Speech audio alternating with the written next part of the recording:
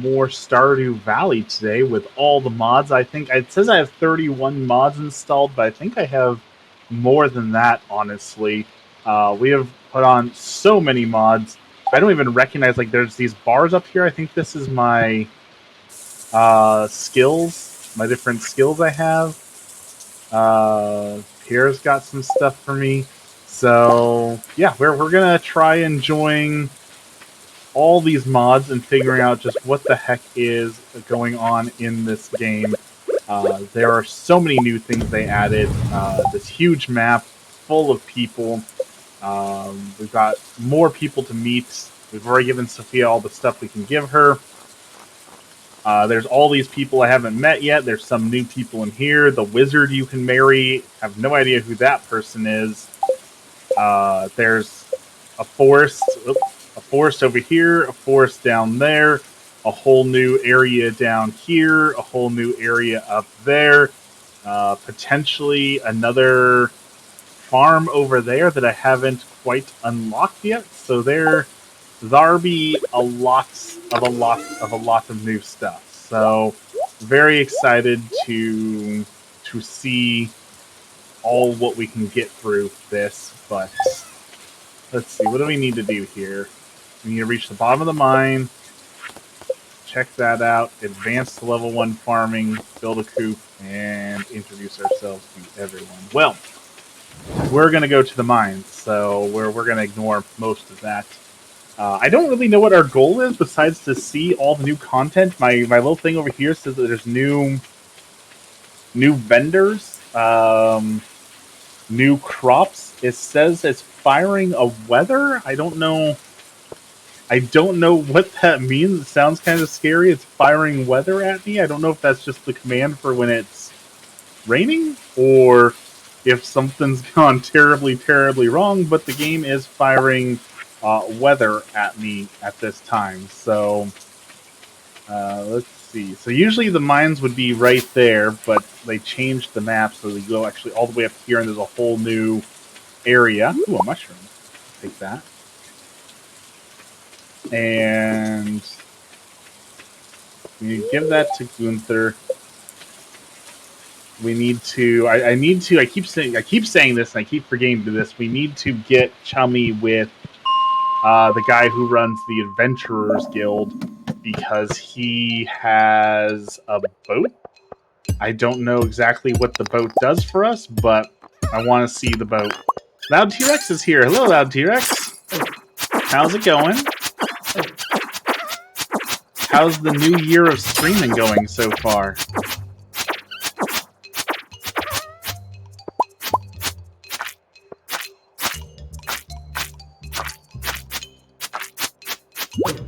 Pretty okay. Good to hear.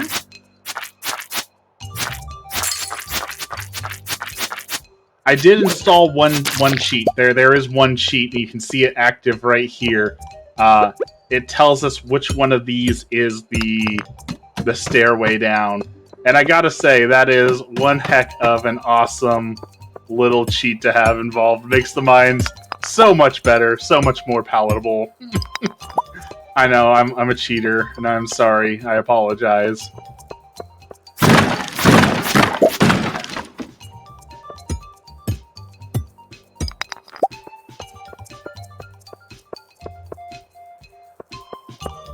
So what happens when there's no stairway down? What happens when my cheat doesn't work?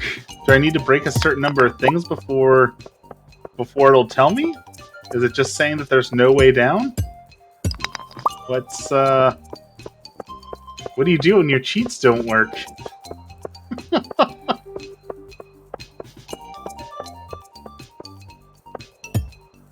I guess we'll just break these until I get lucky?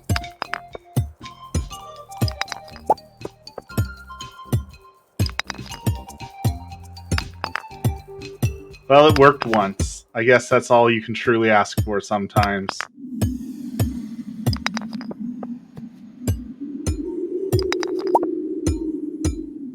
I was watching Angry Video Game Nerd yesterday as he was reviewing Final Fantasy III, also known as Final Fantasy VI.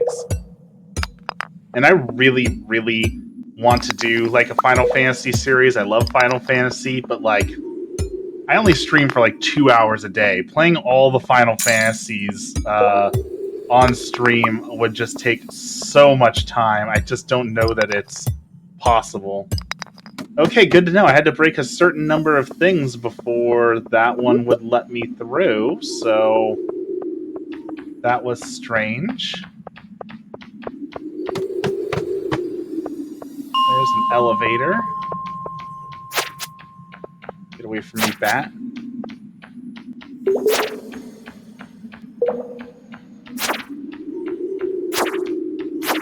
Riveting gameplay.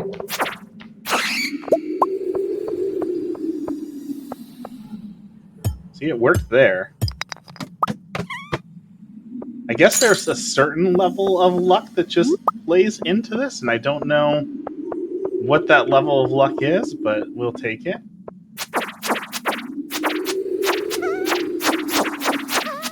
I posted the computer for sale today.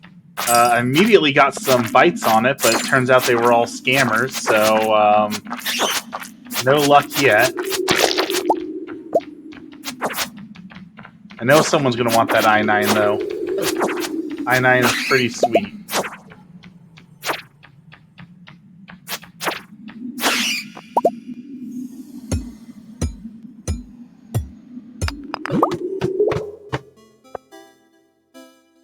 I sent you 6-digit verify code, people. Not quite that, but like I'll come pick up the computer tonight, and then I will just PayPal you as, you know, friends and family the money, and you know, then once they have the computer, then they'll charge back the PayPal. So no, for something this big, cash only. Now I did I was selling some Warhammer stuff, and the guy wanted it mailed to Washington and said that he didn't get paid until Friday to get it, but he wanted it. And I was like, you know what? I'm going to take a risk on this one.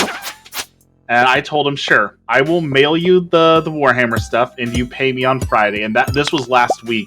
And sure enough, he paid me today. I really was not expecting to get paid. I thought for sure like someone's gonna just take advantage of my generosity. I was like, it's a $50 figure. Like it's not gonna make or break me if I get $50 stolen from me. So I'm just going to ship it, and whatever happens, happens.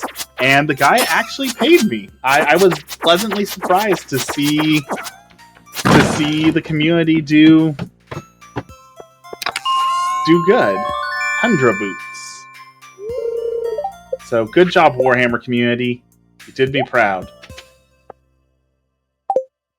Excuse me. Should have made an eBay listing. See, I just don't like dealing with eBay anymore.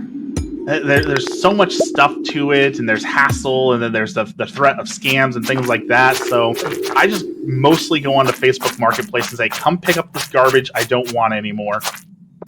Pick up the whatever it is and give me cash for it. That way I don't have to ship it, I don't have to deal with it, and then I can just block the person afterwards and never have to speak to them again. Like that's great for me. So I went out on a limb on this one because Warhammer has this particular Warhammer piece wasn't in a lot of demand, so I knew that if I didn't accept that offer, there was a good chance I would still be sitting on it / it would never sell. So I was like, you know what, I'll take a risk on it, and I'm very glad I did. I'm very glad that they paid me and were honest, and it makes me very happy to have that that faith in humanity restored, right? As a buyer, it's been a good experience. Yeah, buying off of eBay is a wonderful experience. I've never had a bad experience buying off of eBay. Selling on eBay is a whole nother thing altogether. All right, we've made it pretty far, so unless leave me alone, bat. Unless something's obviously like right here to go down, I think it's time we leave and not get greedy before the bat kills us.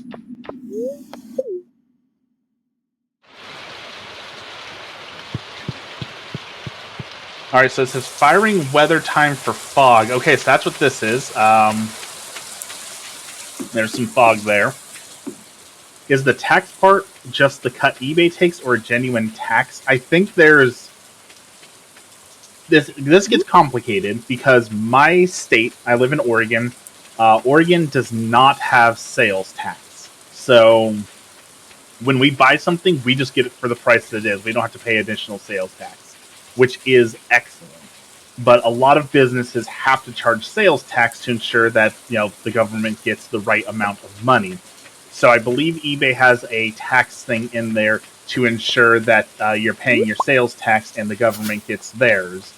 But I'm in Oregon, so I don't have to worry about that when I'm buying. When I'm selling, I have to worry about sales tax in other areas, which is, again, another reason I try not to sell to other states and all those things, just because there's so many rules and laws and things I don't want to mess with, things I don't want to be involved with. I just want to get rid of all the stuff as fast as possible and get a fair price for it. And it doesn't have to be a fair price. Like, half the stuff I sell at a loss just because I'm like, I don't want it. I just don't want the stuff. Just get rid of it. Please get rid of it. You can't see it because I have the green screen going right now, but like, there's a PC behind me, RC car, like 2 buckets full of stuff that I don't even use anymore, a whole bunch of photography stuff. There's a guitar in the corner. Like, there's so much stuff that I just want it gone. I want my room back. I want room to walk around. I can't walk in my room. There's so much stuff all over the floor. It's basically a fire hazard. So I need to get that fixed. We're gonna adopt a kitty, and his name will be Sunny because that's my kitty.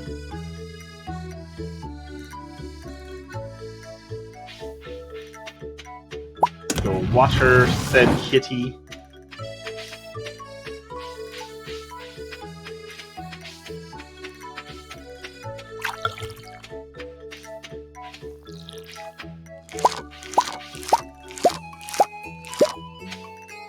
Alright, get some cauliflower going, making some money.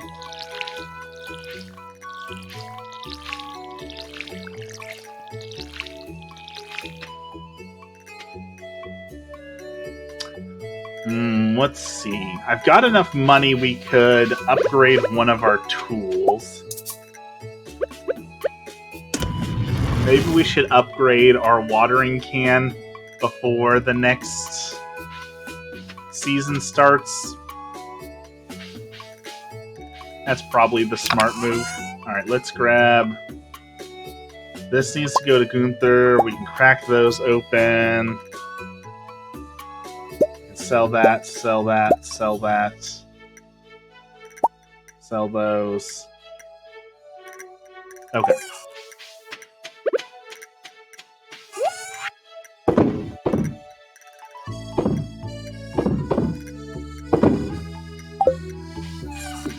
Okay. Let's go upgrade our watering bucket before the new season starts. We've got 13 days? No, it ends at 25, right? Is it 25 or 30? So we've got less than 10 days, I think. 25 copper ores. Sure, I can bring you 25 copper ores. 28. Okay, so there's 28 days, so we've got 11 days to still make as much money as possible, to grow as many strawberries as possible, to become rich, filthy rich, and sell the town out. Oh, there's a whole garden down here. We haven't seen this new garden. The community garden, that's cute. Alright, Gunther, take your thing.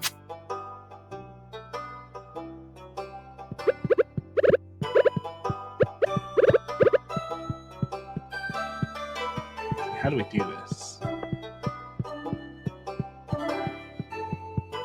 There we go. Donate to museum. Okay. Let's go crack open some geodes. Hopefully we'll get some more things to donate. We also need to go look for wiggly worms. Clint can open his shop at 9.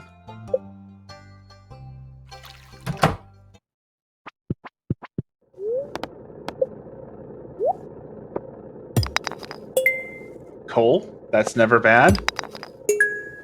A frozen tier. Yeah, we need to donate that, so that's good. Let's upgrade our watering can. I forgot to bring copper bars. Stupid me.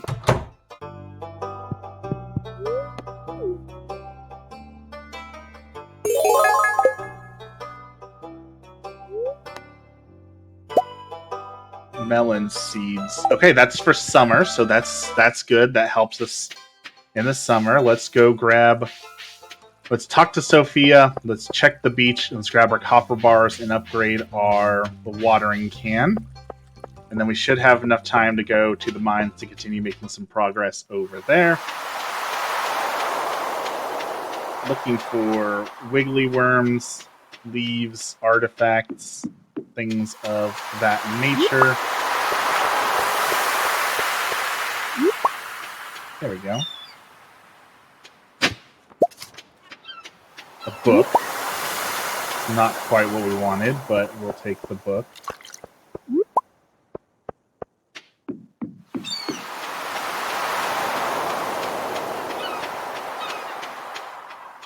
I put a message up on Reddit saying that I'm currently bored and want to do some interesting photos. So I told people, you know, send me your photo ideas. I'd love to come do photos for you. And I've got some interesting bites already. I got someone who makes like crochet clothing that wants some photos taken. I thought that would be interesting. I got some goths who want some aesthetic photos. Thought that could be fun.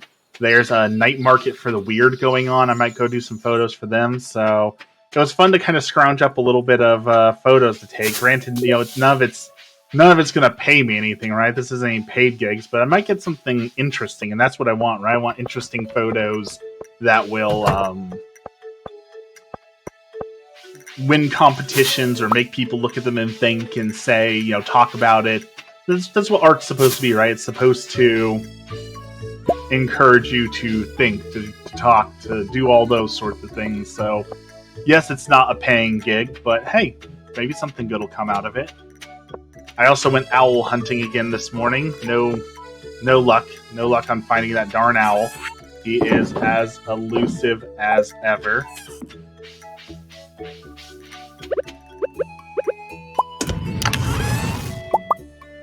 I got that in there. Owl hunting sounds so wrong. No owls were harmed. I am just going to take photos of said owls. Although there is someone made, and this is one of those things that looks like it would be like a funny gag to own, but it's so expensive that it's way too expensive as a gag. But someone made a camera holder that's shaped like a gun stock, so you can hold your camera up to your eye like a gun and shoot birds to get the photos. It's a cute idea, but it's like multiple $100s, and like with how jumpy everyone is and how the world is, like I am confident you'd get the police called on you at least once for using that. So it's not worth the novelty of it. It's cool, it's funny. I don't want to go to jail for looking like I'm going to shoot some birds, you know? So, yeah, not worth the money, in my opinion.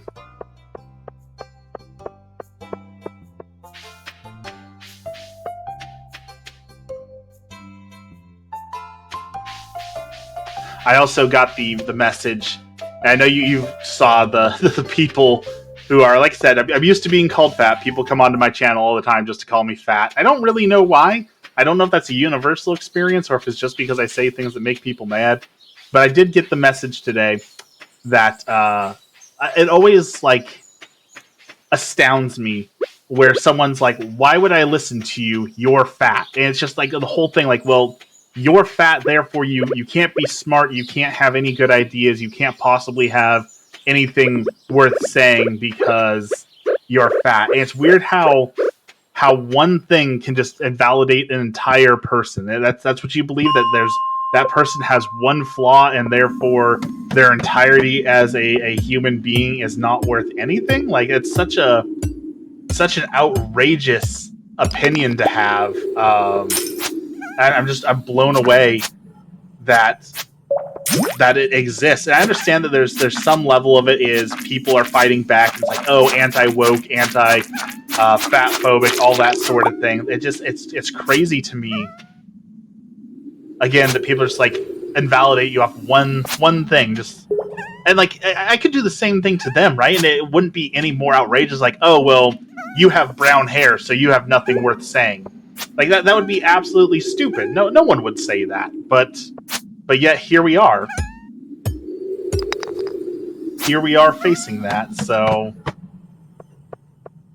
it's so mind-boggling to me how some of these people are.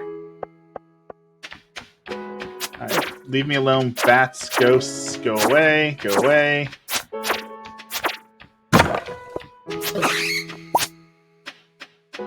Looking for the tunnel down. Tunnel, no.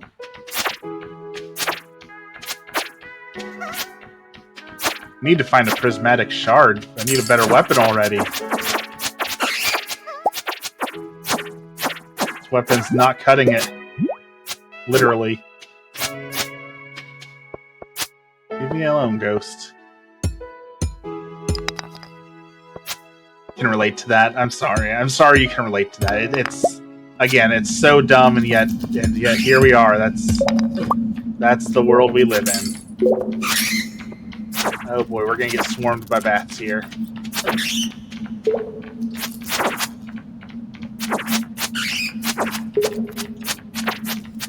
Just keep swinging. The ultimate defense. It's like the windmill punch. You just swing your arms, and if someone walks into you, it's their fault if they get hit. That's what we're doing. We're windmill punching. Too many. Too many.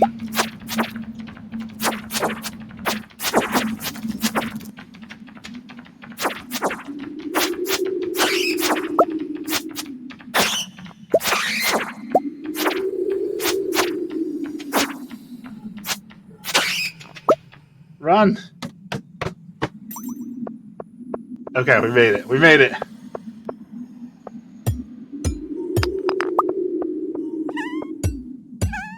Ooh, suit sprites. These guys usually have some coal. I need that coal. Come on, give me that delicious coal.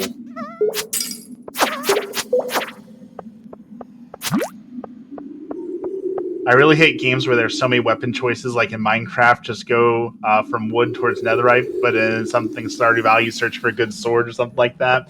Yeah, the sword progression doesn't feel great in Stardew because like it's 100% luck based, right? Like you could, in theory, dig up a prismatic shard on your first hit, like your first like hoeing into the ground. You could get a prismatic shard and have the best sword in like the first month of the game, whereas you could go almost the entire game and never see that if you're just super unlucky, right? And then there's some games like Dead Space 3. No, the first Dead Space 1, where the weapon you're given at the start, like that's just the best gun. It is the best gun. Or Doom, where like the shotgun's the second weapon you get. It's basically the best gun. No need to get any of the other guns. God Eater 3, the game never tells you where you could get these blueprints and when you should upgrade and what you should upgrade. Honestly, I'm struggling with that in the new Spider-Man game. I'm really not enjoying it, and a part of not enjoying it is because you play as two different Spider-Men, so you have to upgrade their trees differently, so as you're swapping back and forth, you're losing like your power and your upgrades and things like that, and it just doesn't feel great, honestly. I don't like the switching back and forth and changing of stats and all that sort of thing. All right, let's see how much money our cauliflowers made us.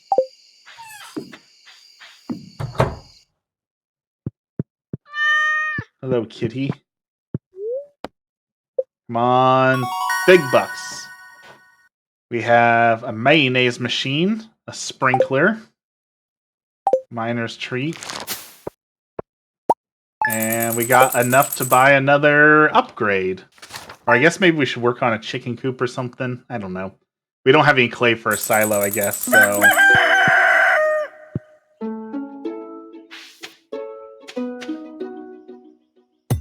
I guess I can move this.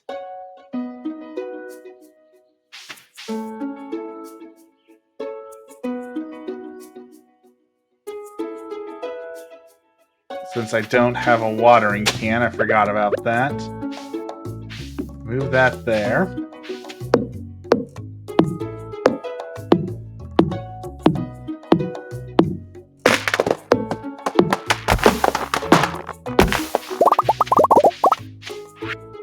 I also remember we were going to start making sappers, wood and copper bars. Part of what we were doing was getting copper bars. We need 2 more copper ore to complete Clint's quest. But we can make some sappers, so let's do... I don't know what a force shaft is. Let's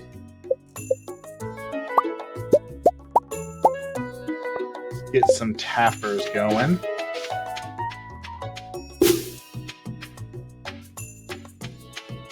On these guys.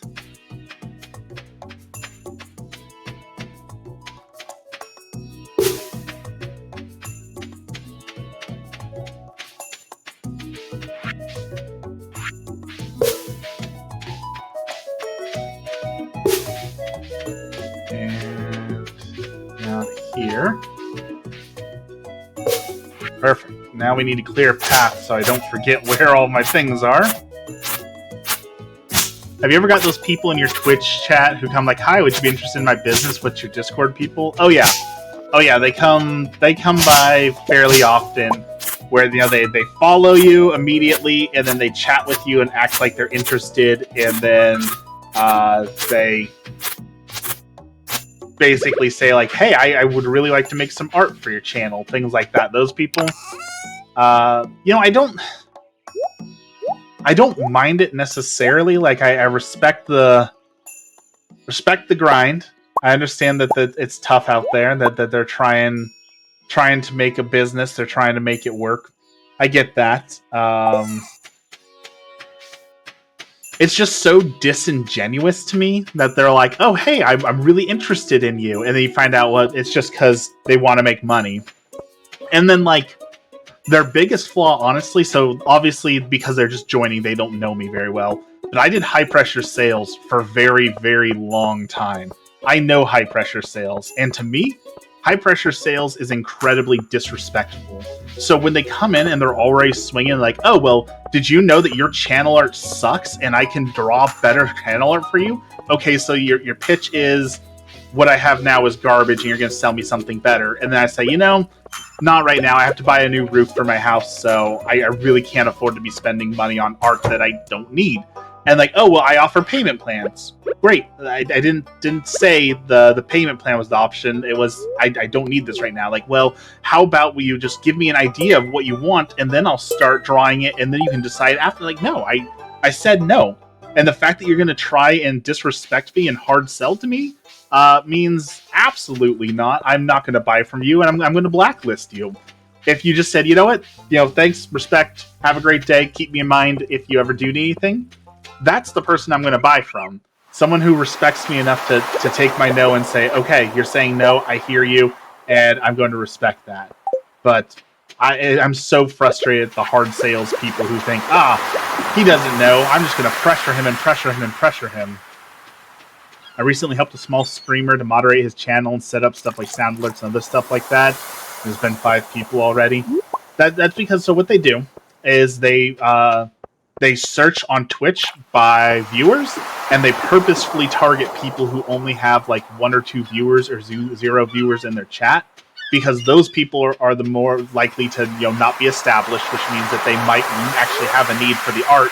But then it also, it's a manipulation thing. It's a dirty tactic, because like, oh, you don't have any followers, you don't have any viewers, so if I follow you and chat with you, you're going to feel obligated to pay me back because I'm doing you a kindness and I'm one of your first followers and things like that, right?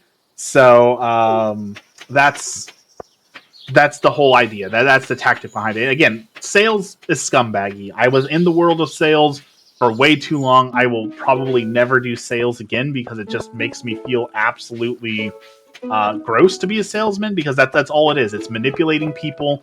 And even when you think you're doing the right thing or helping people, which a lot of times that's what the sales was. A lot of times it was, this person doesn't know what's good for them, so I have to help guide them to the right answer. It still causes problems.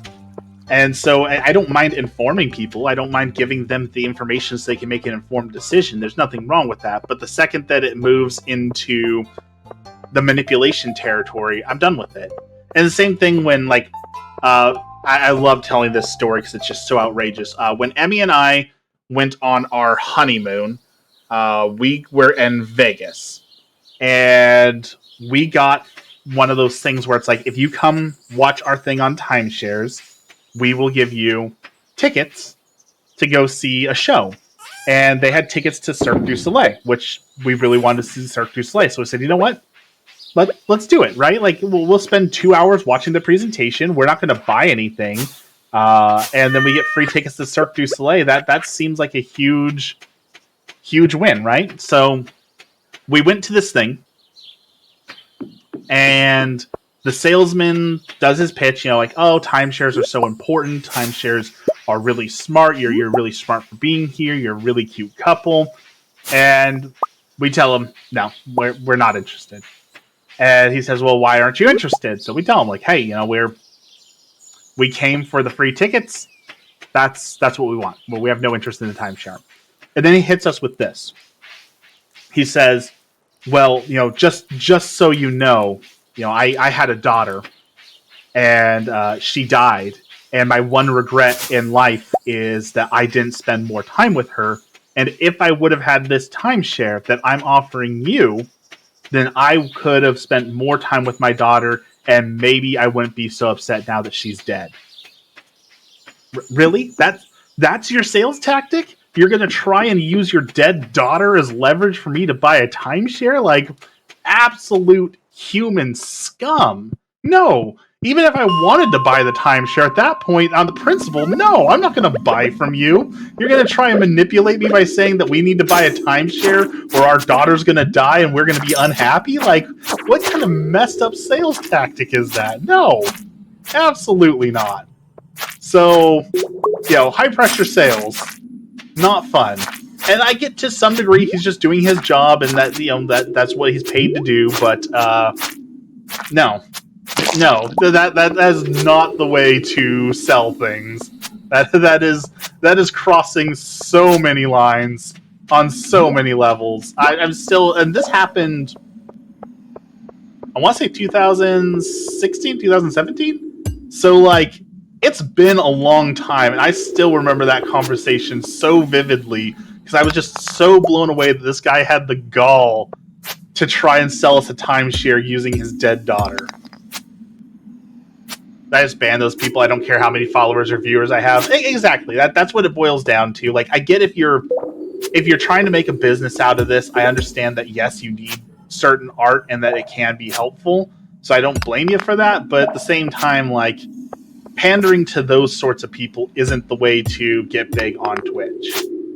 But what do I know? I only have like 130 followers, so maybe if I did get different art and pandered people, maybe I would be better off. But I'm just, again, it's the principle of the thing. I'm not willing to to compromise on those things. Not to mention, I like my art. I like the St. Waffles logo. I don't see it needing to change. I don't see a problem with it. I know some people apparently, other artists apparently feel that it's bad, but I like it. It's simple. It's well done in my opinion. It's got a nice aesthetic to it. It's a very unique form of art. I dig it. Now, it's not to say at some point in the future I might, get some other art, sure. But you're not going to convince me to buy your art by telling me that my art is bad.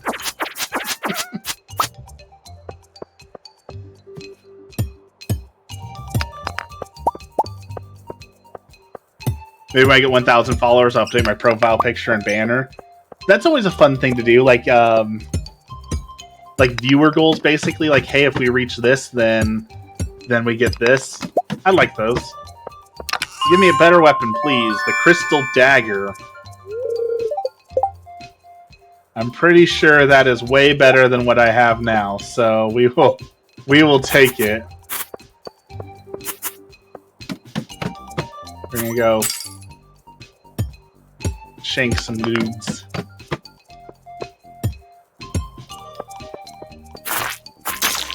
Yeah, that's much better.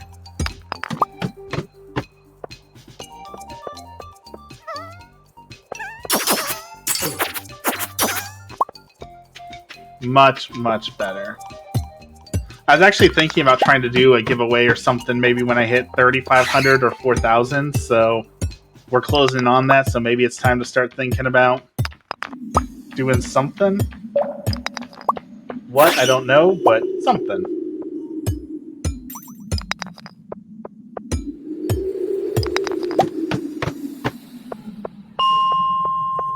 We're making so much progress in the mines.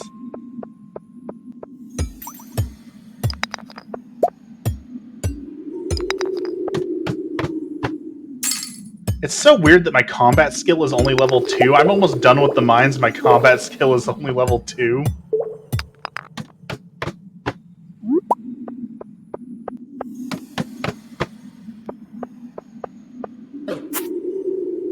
Ah, the ghost got me. Ooh, cave carrots.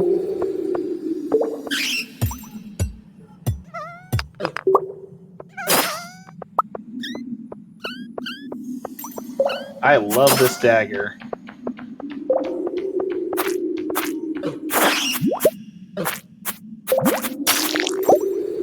I personally don't participate in giveaways for physical items because I don't feel comfortable sharing your address. Definitely understand that. Aren't there like PO boxes that you can basically use for that? I know that costs even more, and that's a whole other deal. I know there's ways around the physical address thing, but I get it. I get not wanting to share your address with everyone on the internet. Plus, again, it goes back to, like, I love rewarding viewers. I love that, you and Sown, Bubble, Dexter, Emmy, all the people who've been here from, like, the very beginning, from the start. I super appreciate that, and want those people to know that I appreciate that. I want to do things like that, but like, if the only reason that you're following me is to get free stuff, like, do I really want you as a follower if you're only there for the freebies? Like, don't you want followers who want to follow you because they enjoy your content, not because you're giving them free stuff? Oh shoot, we need to get out of the cave. Okay, we're running low on time.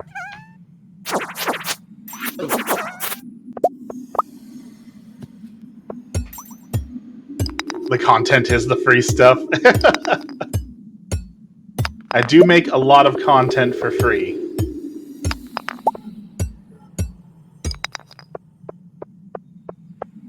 Alright, we need to go home before something bad happens.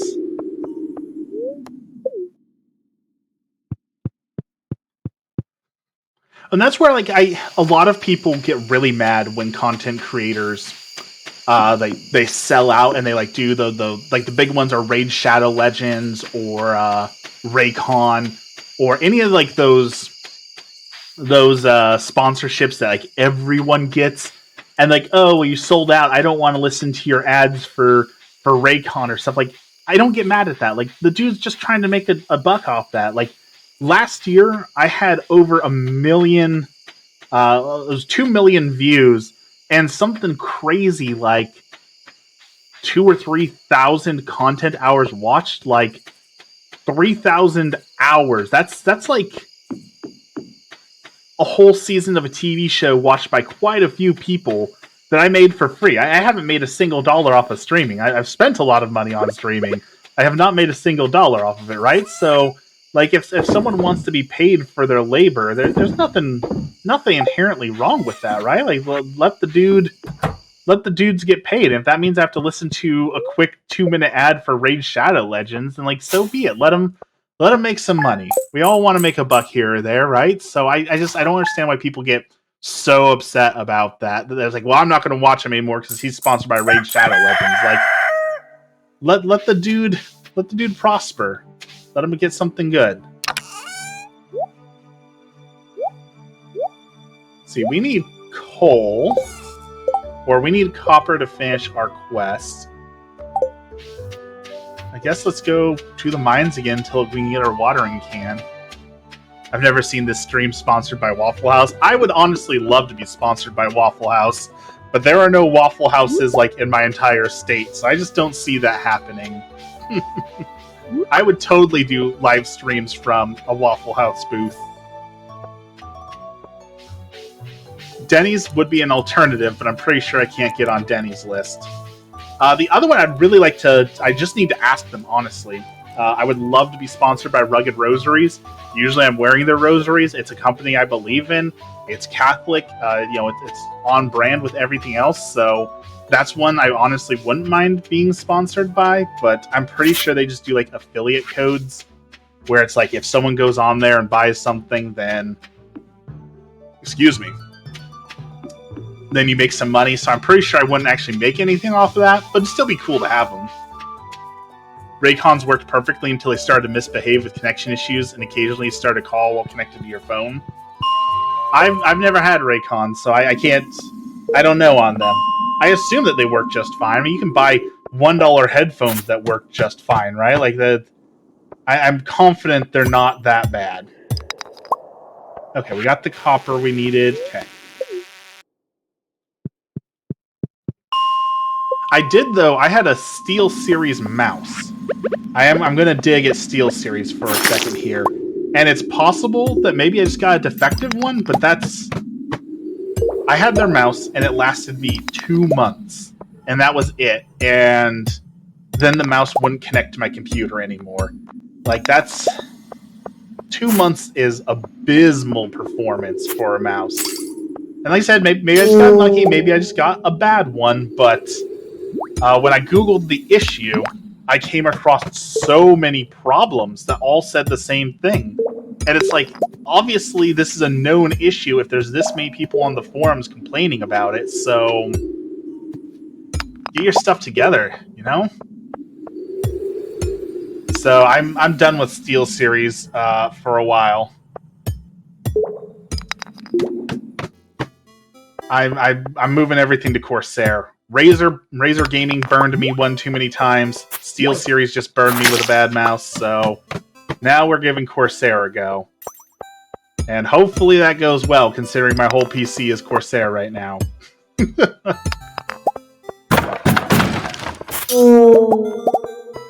have a Corsair power supply?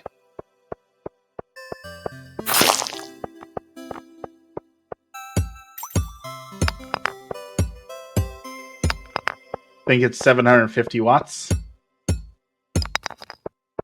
I know nothing about power supplies, but I do know the bigger the number, the better. So, 1,000-watt power supply, biggest possible number. Why would you want anything less than the biggest possible number?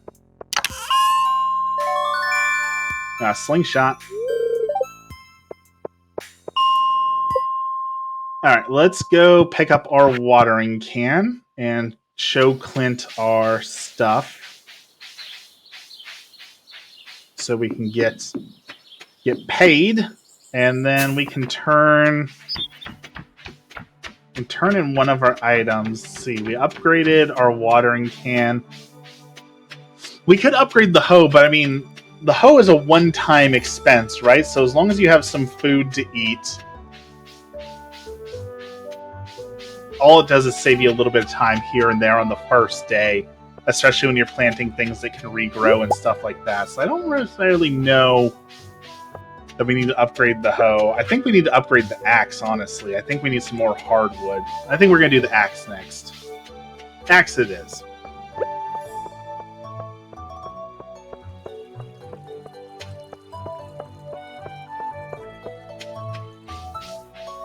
Man, Stardew Valley's music is so good.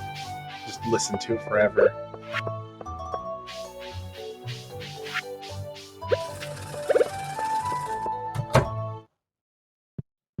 Give me my watering can, please.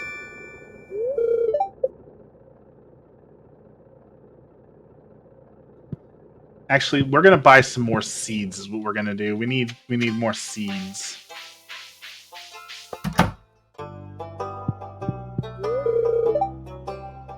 Nothing to donate here.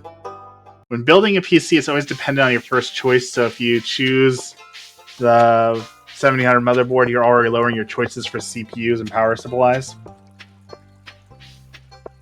I know, like, the biggest draw, like, is like your GPU, right? Like the NVIDIA 4090, for example, requires a ton more power than running, say, like a 1050, right? Like that, the power difference between those two would be staggering. So that matters, your motherboard matters, and your CPU matters. So every little piece adds up.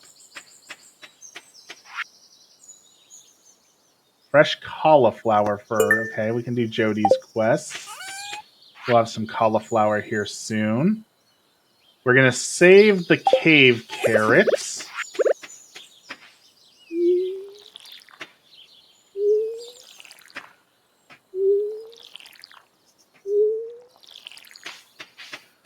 After selecting your CPU or PSU, you've already wound down your GPU choices. Yeah. Every choice starts to limit things.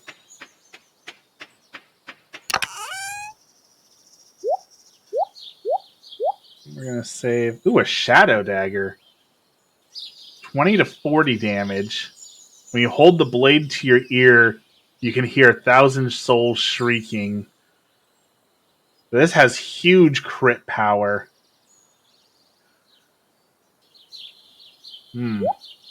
Tough choice.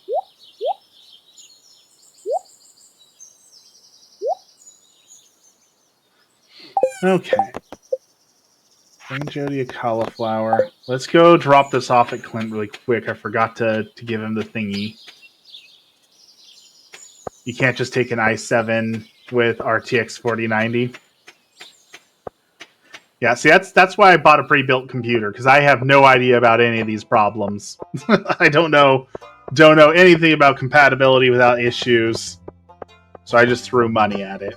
Did I overpay? Probably a little bit, but I got a warranty. I got a computer that works. I didn't have to risk building it and having something not work. I didn't have to wait.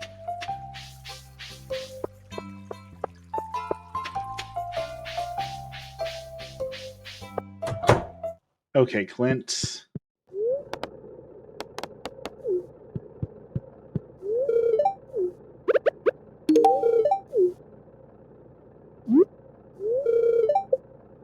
I don't want to give him a thing. I want to give him...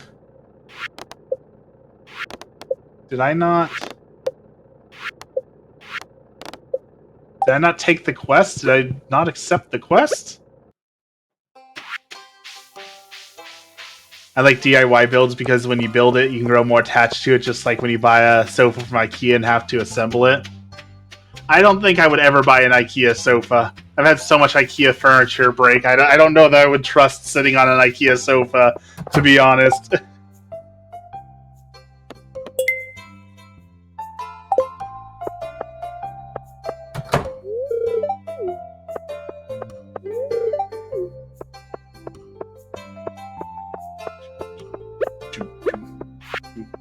Okay, we need seeds too, don't we? Okay. So we got some melons.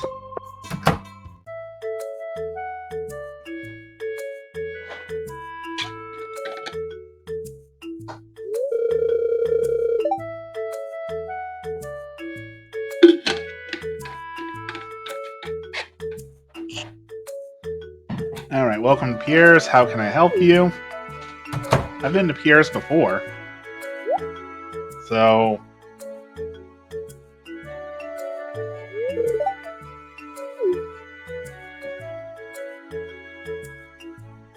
Oh, it's this guy. 50% off your first purchase at Joja Mart.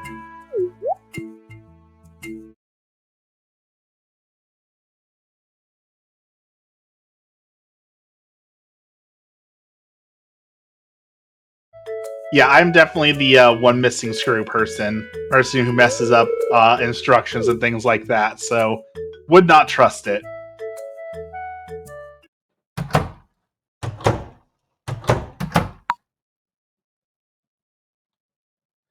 Well, shoot, if I'm going to get 50% off over at Joja Mart, let's go over there and save 50%. Run Pierre out of business. Let's do it. 50% off, please.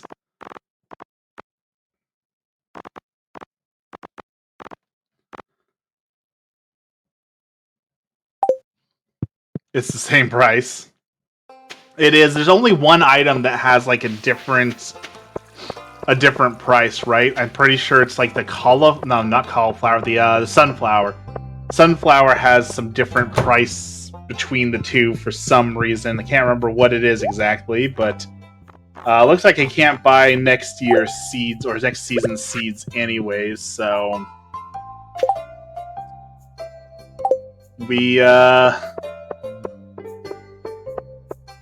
we're just gonna save that money, I guess. We're almost to summer. The time to make money is upon us. Gonna make so much money. Cut the grass.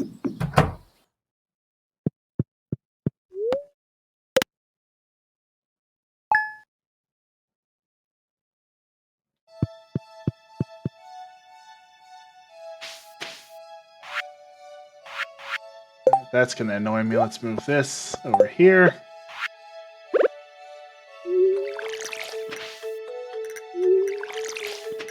This cauliflower better hurry up and grow. Running out of time. And let's check on our tapper. Have we got our first harvest yet?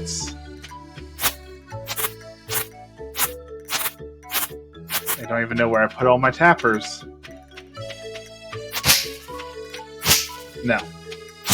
No first harvest yet. Alright. To the mines then, I guess.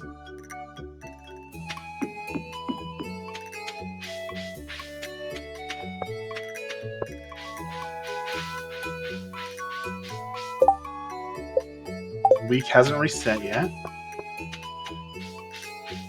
I learned that iPads and iPhones running the newer iOS versions use Power plus Home for screenshots.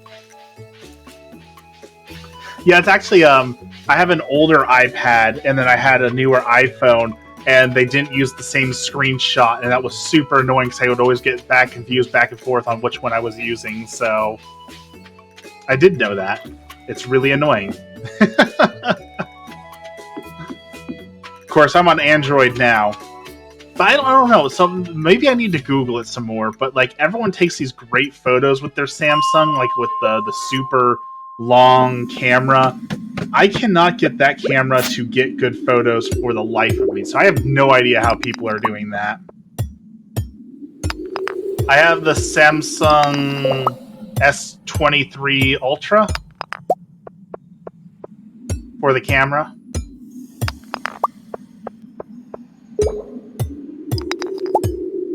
That's all I care about. I chase does it work and does it have the best camera available? That's all I care about is the camera.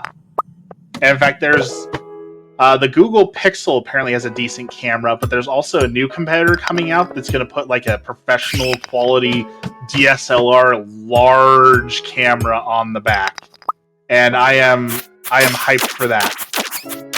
So whatever has the best camera is all that matters to me. Do I have the 16 gigabyte model? I want to say mine's... Yeah, 16 gigabytes and 512 storage. That's the one I have, yeah.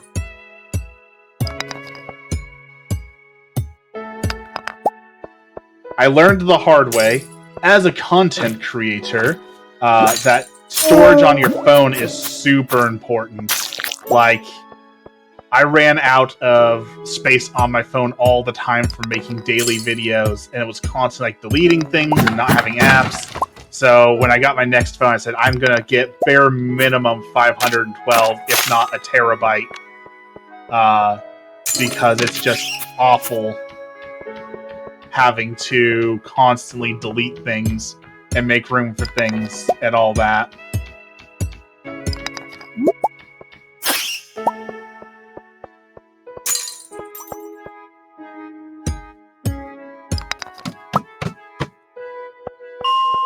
Oh yeah! Itzel, welcome in. Thank you for the follow. How's it going?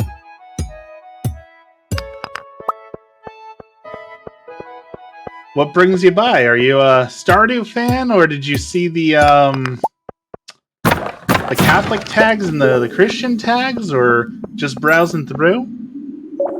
Have you used the S Pen? Yes, I use the S Pen all the time. That's actually one of the reasons why I bought the specific Samsung phone, was because built-in S Pen, really cool. The best part about this is right there is a shutter button. So whereas like when you're using the iPhone and you're trying to take a photo with your iPhone, it's really, really hard if you want to get like a different angle, because you still have to be able to touch the screen or hit a certain button, right? So with the S Pen, you can actually control the shutter with the pen, which means if I'm holding my phone like way out over here, I can take the photo with this hand. Or if I want to do like an upside down, holding it near the water or reflecting off of a pond, it gives you a whole lot more. So again, I only buy phones or cameras. That's all I care about is the camera. When I saw that function, that sold me on the Galaxy, because that feature is super important to me. It makes it so easy. My phone has Snapdragon? I think so, yeah. That sounds about right.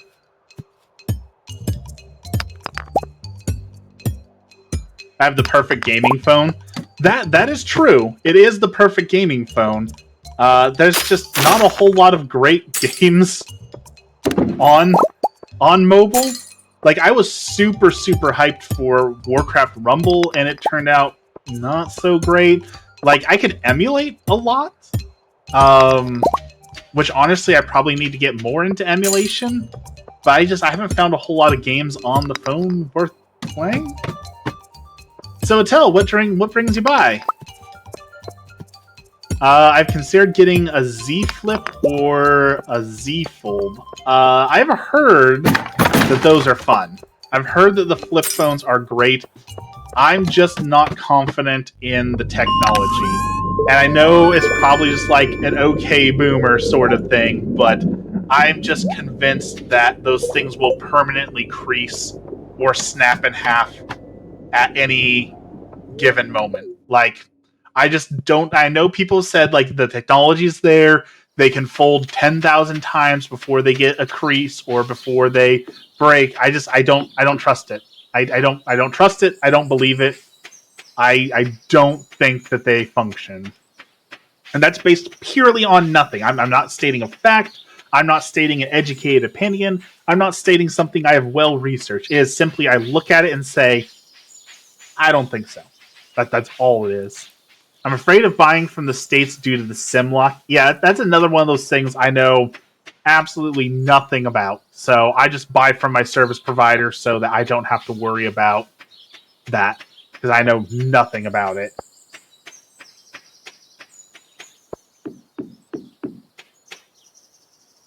And maybe that's unfair to the Z Flip phones.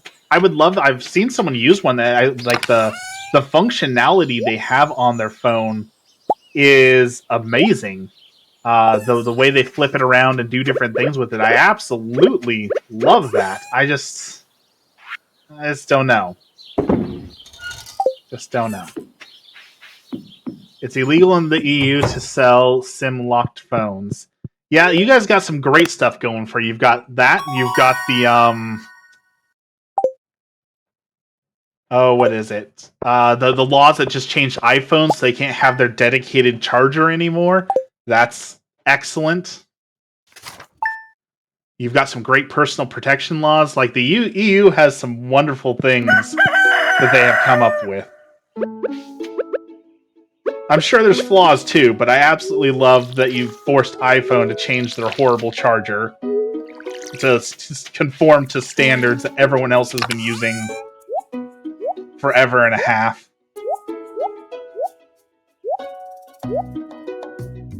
Alright, we need... give that...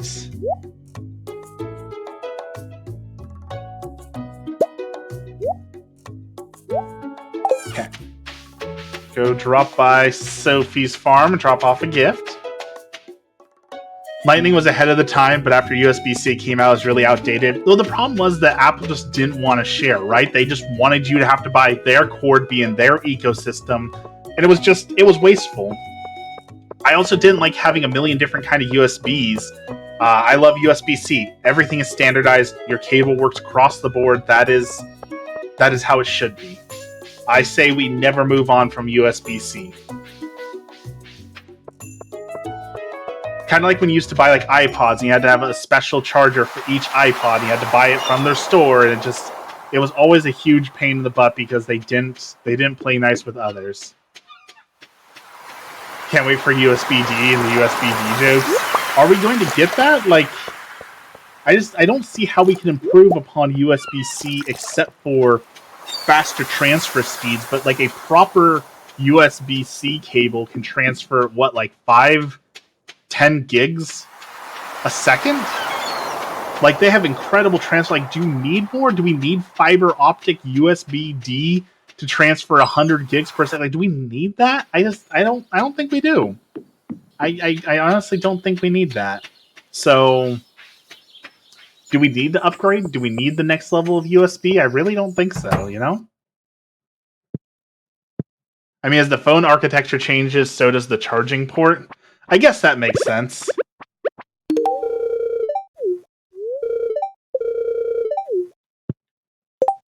Alright, where are we at? We haven't gotten 2 hearts yet. We need a better gift. I don't know what the next generation of phone is going to look like. Like, unless flip phone technology really catches on and people really go crazy for it, I don't really see what people are going to be upgrading to.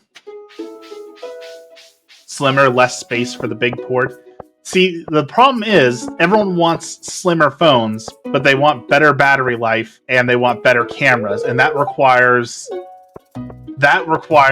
not slim, right? That requires fat phones to have cameras and batteries. So it's a constant battle against the consumer, right? Because the consumer's like, I want it small, but I want a big battery.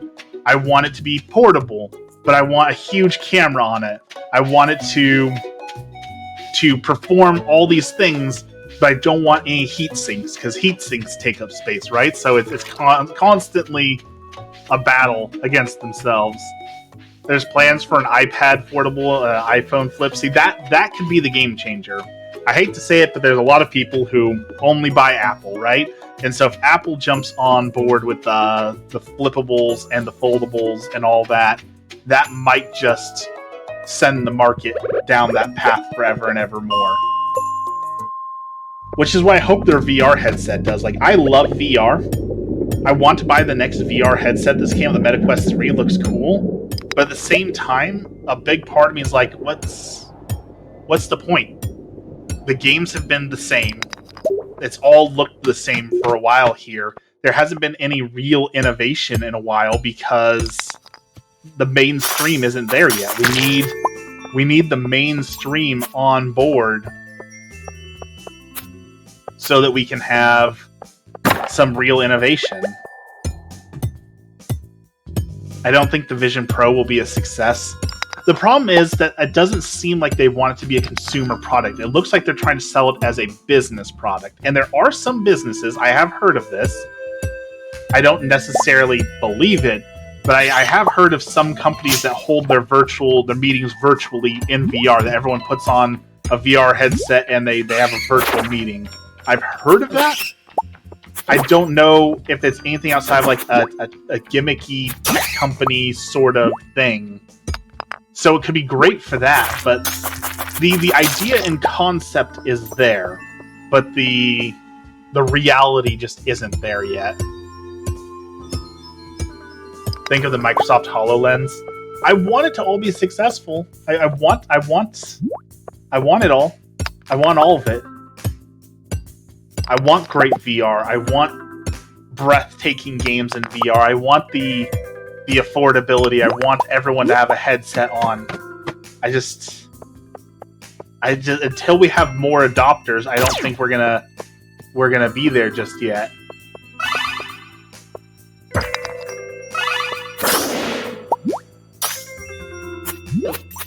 Oh, that's not good. The slime's aggressive. I missed.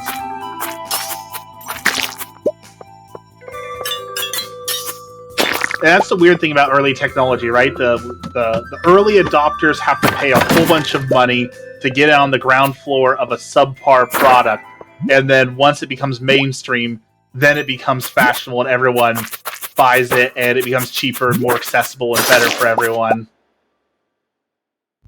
The Vision Pro is like 3.5K, so how many people are actually going to buy it? I am confident that there is a lot of Apple fanboys who will still buy it.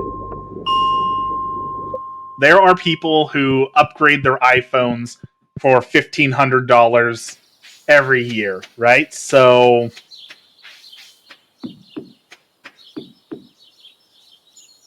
which that is one of my big regrets for giving up my iPhone, was I had an iPhone that had LiDAR, which allows for 3D scanning, and I always liked 3D scanning. I thought that was really cool, and I miss having the functionality of the 3D scan. Say the MacBook is one of the worst laptop choices. Oh, I think anything Mac. You're paying a premium for the logo, right? You're going to get worse parts. You're going to get less performance for more cost. It doesn't make sense unless you already have Apple everything and you're satisfied with Apple. At that point, it's just saying, I'm paying extra money for the convenience and the aesthetic.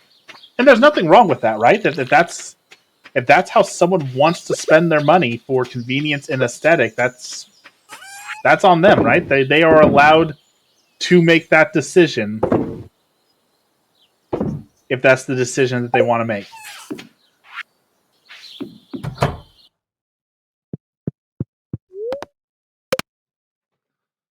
They have the M3 chip, but it's going to be outclassed by Intel and AMD. No doubt. No doubt.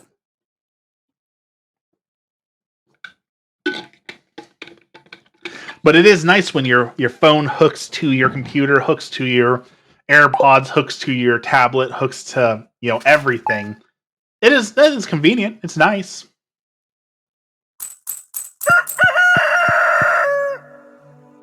Ooh, it's foggy.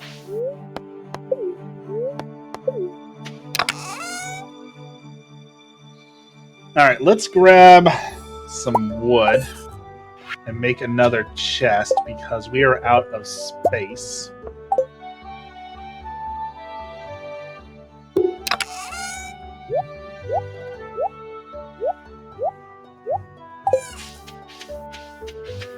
Alright, is our sap ready yet? No. No sap. I like the Apple ecosystem that way, but it comes with a price. And that's what it is. It's essentially saying you get this cool, easy, convenient feature, but it's going to cost you. Are you willing to pay that? Some people say yes, some people say no, right? And that just boils down to a preference. There is no right answer. There is no wrong answer. It's simply, what do you prefer? You can hook your iPhone and Android to your Windows PC anyway. Windows 11 hooked my phone right up to my PC, and I will say I do like that feature. That is a convenient and nice feature to have. Rice shoots? Not quite what we wanted, but okay.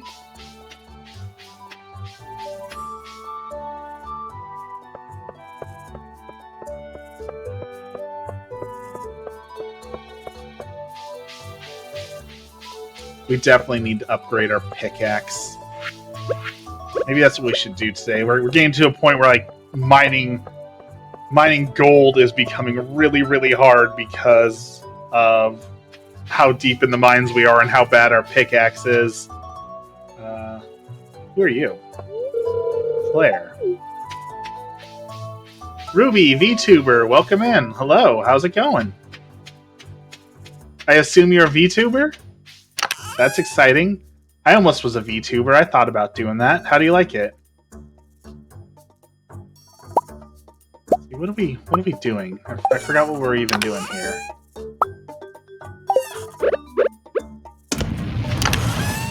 I remember we're gonna upgrade our pickaxe.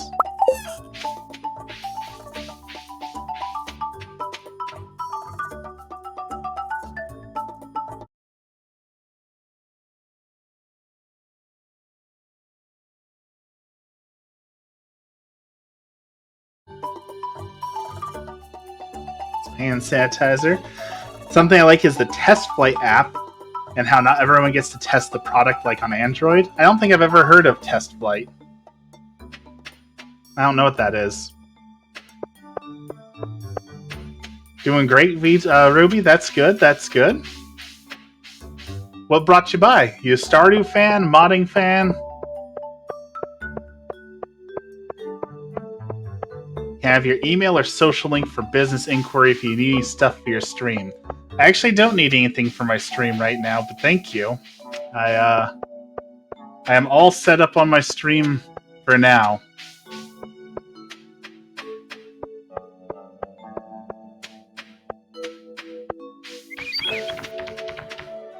We're going to Clint. And upgrade our pickaxe.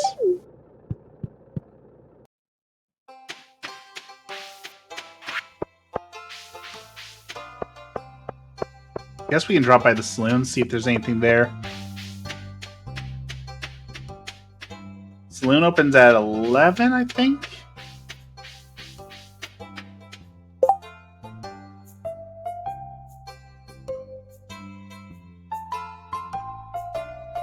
Well,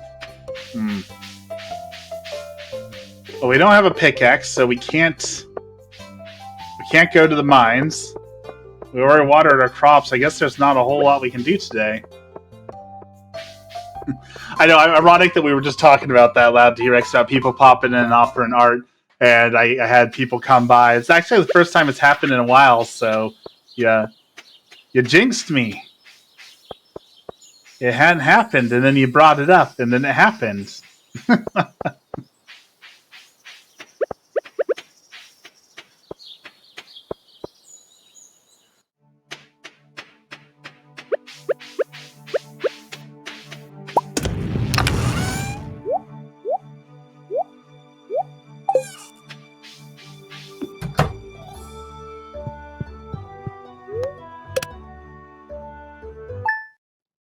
All right. We should have some more money today. We still can't pickaxe today. We do have some cauliflowers to turn in.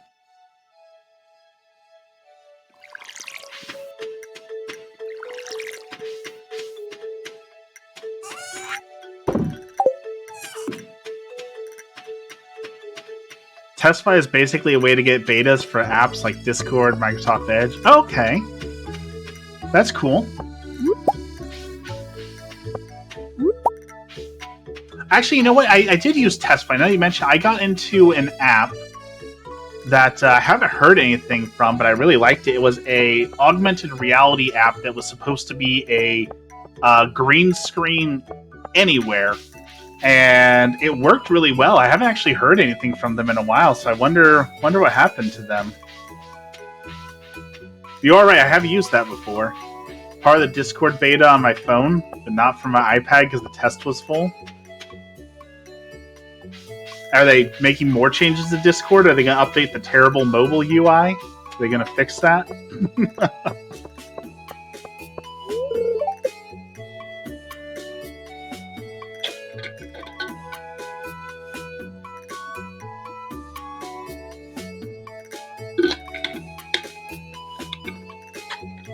Part of the MS Edge beta on your iPad, but not on your phone because the test was full. That's cool. It's cool how that works. Let's see. It should be 8 o'clock. I grew you a cauliflower. I don't enjoy dancing. Well, I guess that's something. On the iPad, the Discord UI is like it used to be. In my opinion, that's better. I don't like the new Discord UI at all. Not a fan. Alright, so we've given our gift. We've done our foraging. I guess we can go up here and see if there's anything we can forage really quick so we can hit level 4 on foraging, but there's really not much for us to do until we get our pickaxe back. I guess we can go into the community center and finish that quest, right? When I got first look at the new Discord, I almost vomited because of how unfamiliar it felt.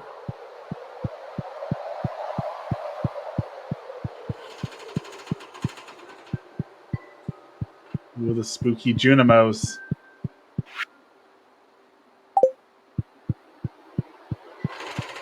Yeah, I'm not a fan of the new look on Discord at all. I'm sure with time it'll become familiar and okay, but no, not a fan. Not a fan.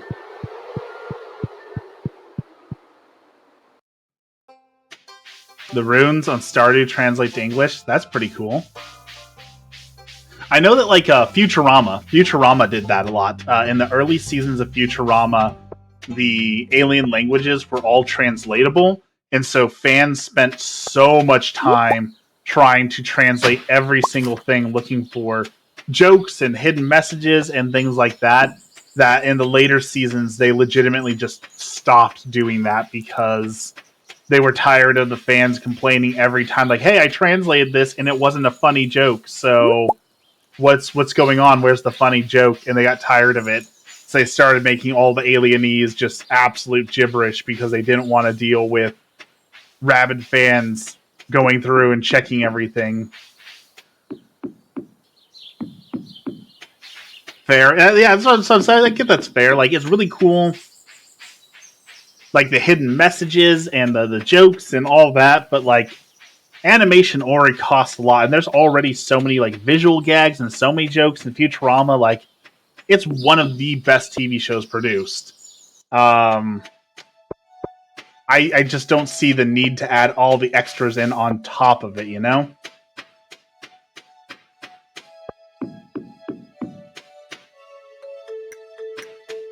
Hello, cat. Give you some water. Grab that. Water that. There's a flower dance tomorrow. Which means I can't get my pickaxe tomorrow either. We wasted so many days. Good thing this isn't a speed run.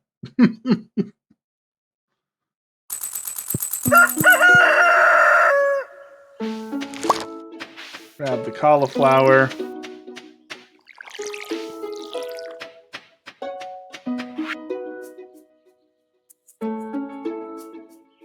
The wizard wants to talk to us.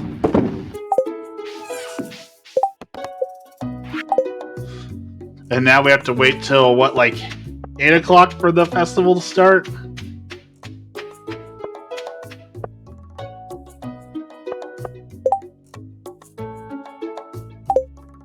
Gotta jump off soon. I get it. It's late.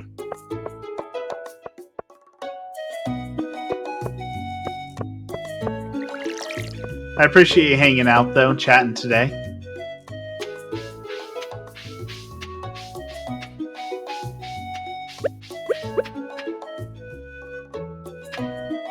Oh, no. I don't think I can get that. The artifacts are off the screen. I can't get it. Unfairness.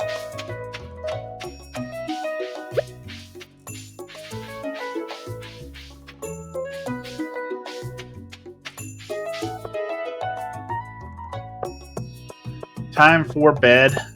I get that. I dig that.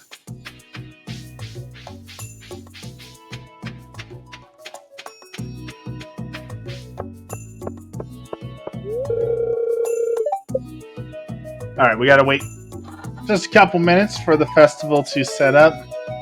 Get out Shane's way, I guess.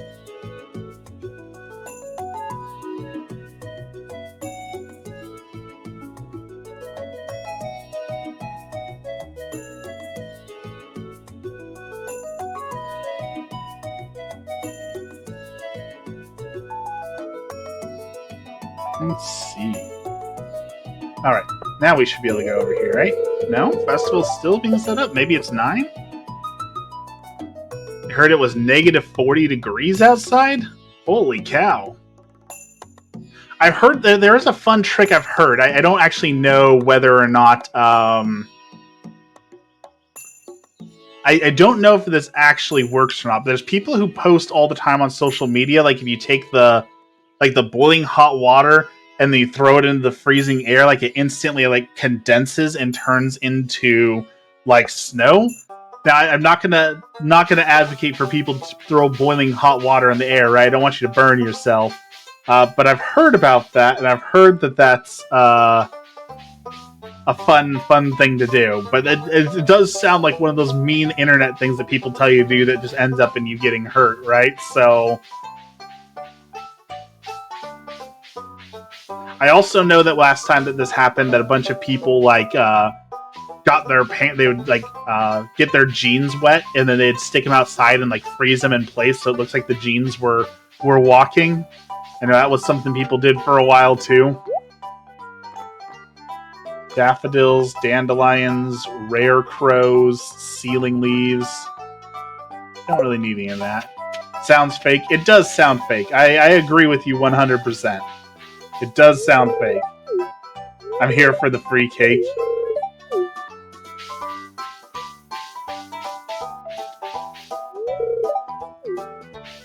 Alright, Mayor. I've been turned down for the dance, so let's start the party.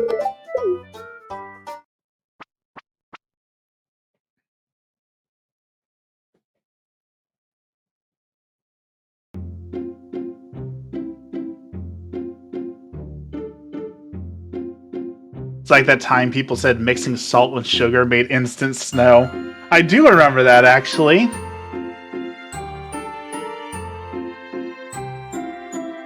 That was huge for a while.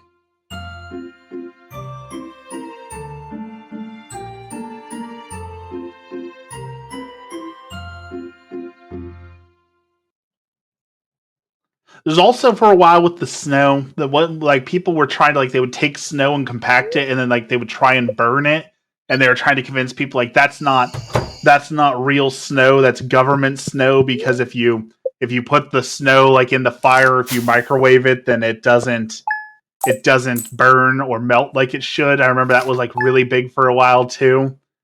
The government snow is out to get you. All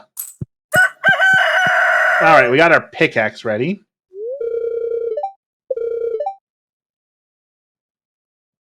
Pierre and Sophia had a large number of products to ship. Okay.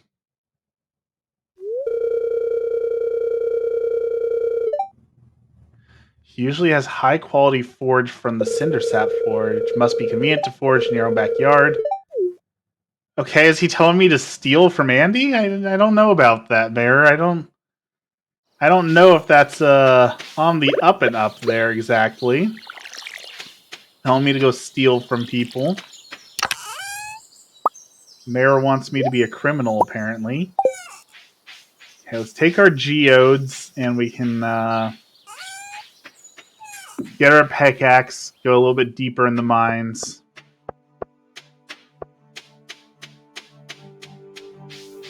Googled it, the instant snow, where they're the throwing the hot water in the air.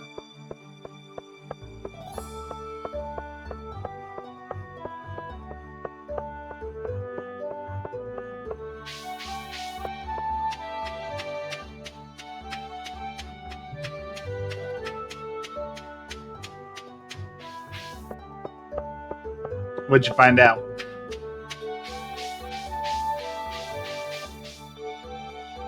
It's made with water and baking soda. Okay.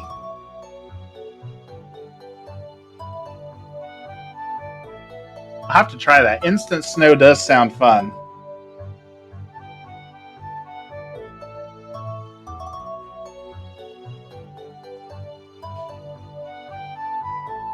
I do want snow this year for photos. I really want to do a photo shoot with some of the snow, so I really do hope that we get some snow for some sort of photo shoot. But I guess we could use instant snow instead if we need. I don't mind having the recipe for instant snow. You gonna come open the door, Clint? What are you doing back here? Time to get to work.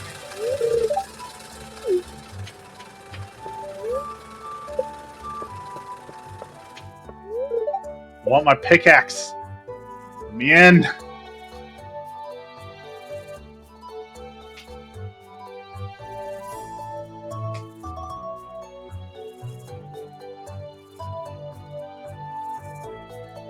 Come on, Clint. Open the door.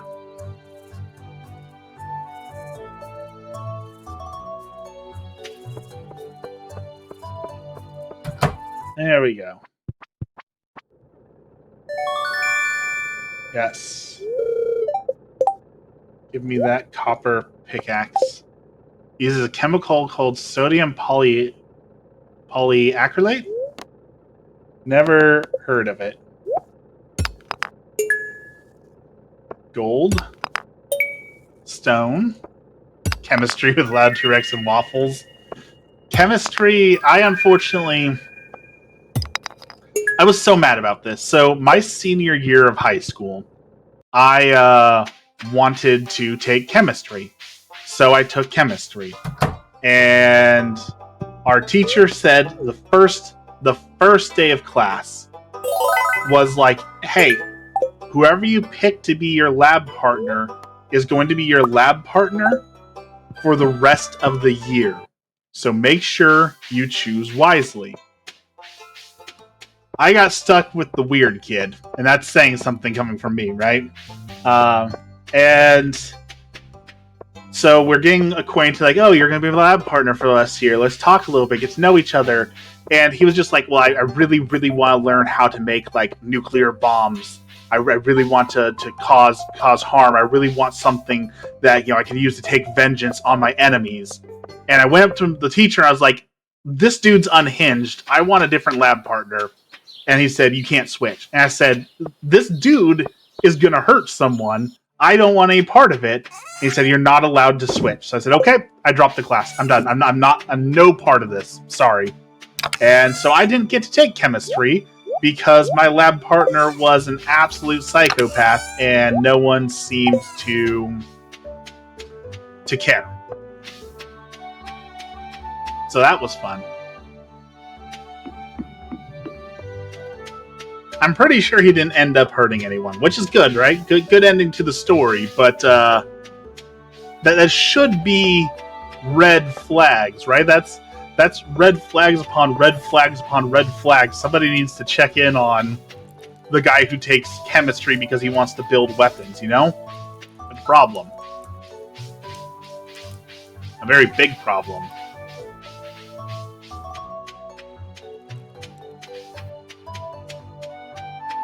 Excuse me.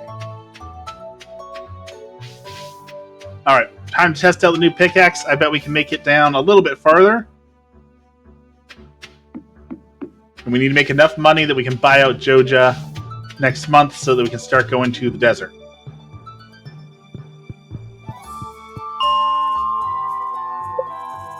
Cats are weird creatures, without a doubt.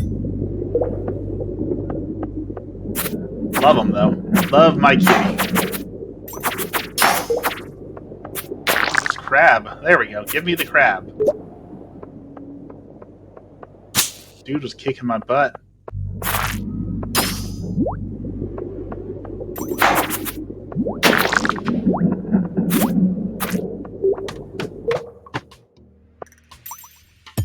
I just went to bed and my cat was walking around the table moving some knives around.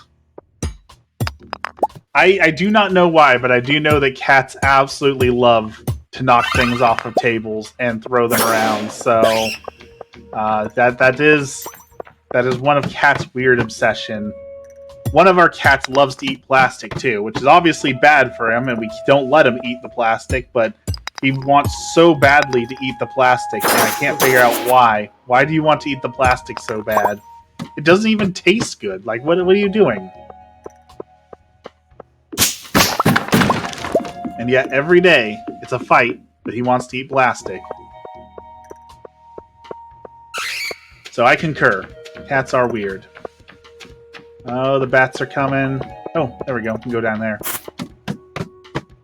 Floor 90. The Obsidian Edge. 40 to 55 damage. I don't think that's any better, honestly, than the dagger I have.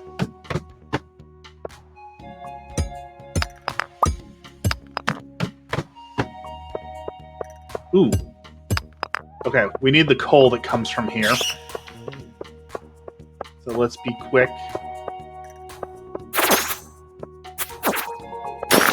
Fight the crab monsters.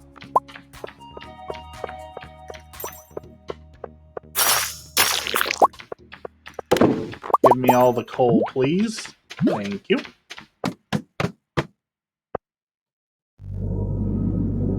I remember my cat decided to be the guardian of the chargers and decided to lay down the counter with all the charging cords. It's totally for the heat, right? They just want all the heat that comes off the cables. Oh boy, we're dying. We're dying. Alright, let's run. Oh, that's not good. That's not the exit. Run! Alright, we're safe. Let's go meet Merlin and talk to him.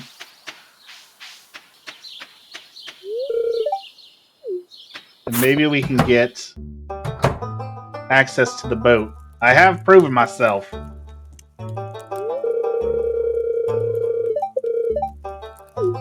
Yes, I want to join the Adventurers Guild.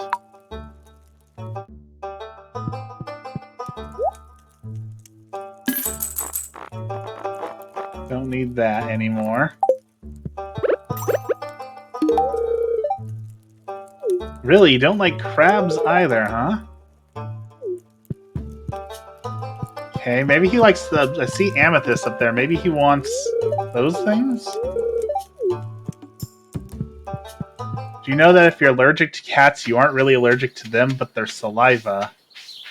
Interesting. I did not know that. I thought it was just like the pet dander, the stuff in their hair and all that. I want to use Marlin's boat.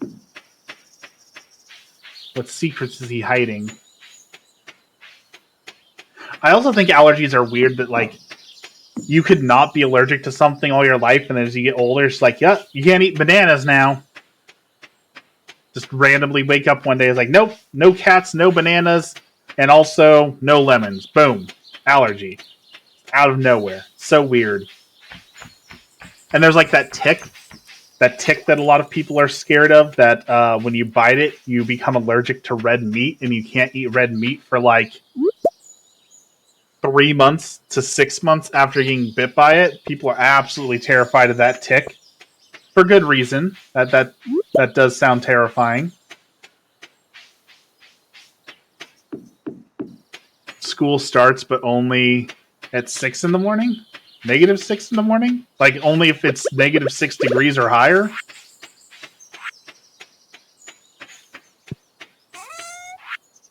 Oh, well, that doesn't seem like that's likely anytime soon, judging by how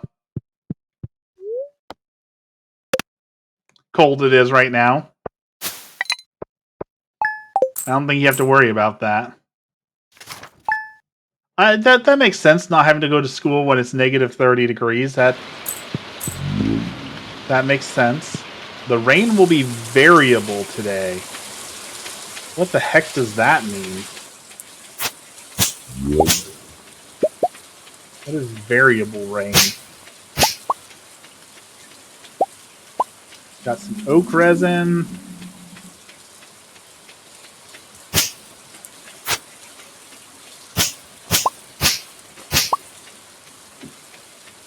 Alright, let's sell that to make a little bit of money. No. That'll be a gift we'll give. Homemade artisanal craft. That should be good.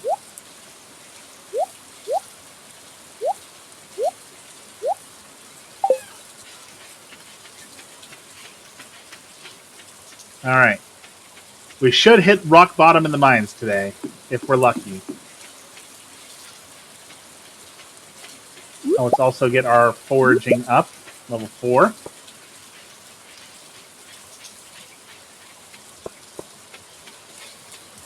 Where is everyone today? Loud T-Rex? We didn't have Bubble or Dexter join. Emmy wasn't able to join. Zone wasn't here. It's been so cold, most places had electricity outages. Really? That's awful.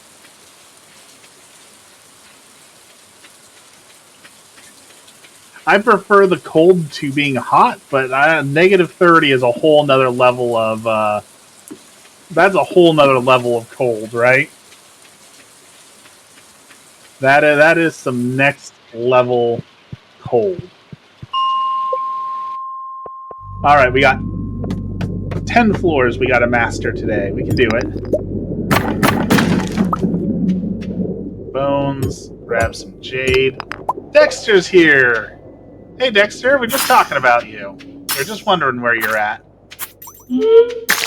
Because I need your opinion on Spider-Man. Spider-Man 2. Because I'm confident that I am in the wrong on it, but honestly, I kind of hate the new Spider-Man game. And so I want to see if it's just me or if other people hated it too.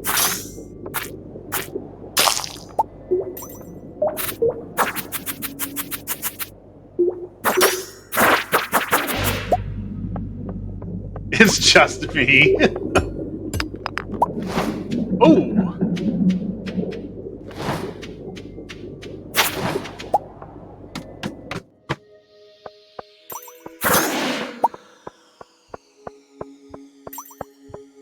I think we already got the coal from here, so I don't think it'll give us coal again. Squid ink? Yeah, it won't. Okay. Should still be a way down over here. So here's my problem with the new Spider-Man. One, I don't like that you play as 2 different characters, and so you don't share all the stuff. I don't like that they have different talent trees, so when you swap, you lose abilities and things change. I don't like that. I feel like you play as not Spider-Man way too much. Like, the amount of time that I have spent as just Peter Parker or Miles Morales doing, like, really annoying little, like, side missions and stuff is way too much. And I feel like I'm, like, 15 hours in the game, and I'm still getting, like, tutorial messages for things. Like, why are you still teaching me things after 15 hours of playing the game? Like, just let me be Spider-Man. Why do we need all this other stuff? It should just be load into the game, here's Spider-Man, go punch some villains. Like, why do we have all the Mary Jane scenes and the sneaking scenes and the walking around the office scenes? And it doesn't feel like a Spider-Man game, you know? It's so cold the i5 I ordered hasn't left the other country. It's delaying the mail. The first one had that. The first one did have that. And I know people absolutely hated that too, right? People hated the Mary Jane stealth action missions a lot. They just feel so pointless.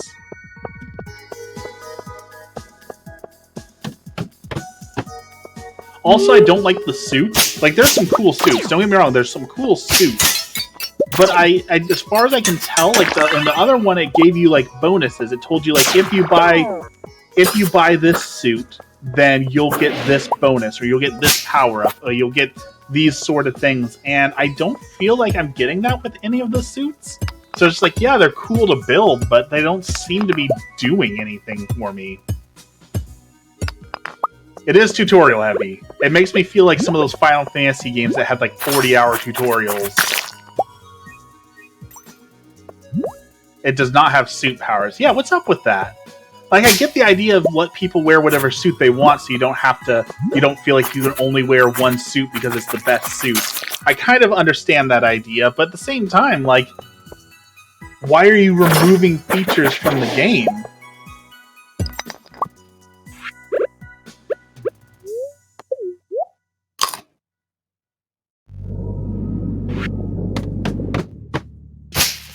I don't know. It feels bad. I don't think I'm going to beat this Spider-Man game, to be honest. I don't think I'm going to get all the way through it, and that feels bad because I love Spider-Man. I love the first game. I love the Miles Morales game, but this game just I cannot get into this game at all for some reason. The focus is on the Venom story. See, I haven't even gotten to Venom yet.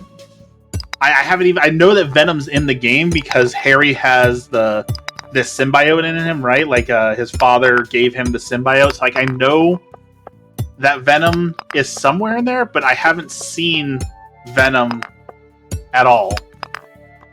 Really worried that my package has been lost already. It's never going to arrive. Did they give you any like real tracking, or is it just it hasn't left the country yet?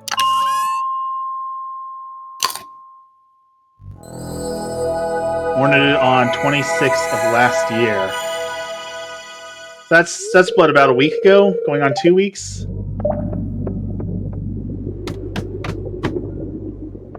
This area is infested.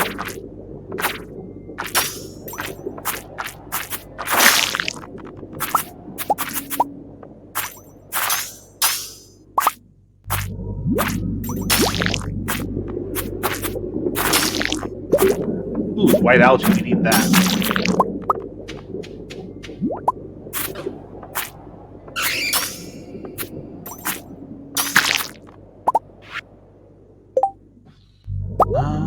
I need that coal. Yeah, that's a good choice. I think in a week time frame, the camera's tracking did update.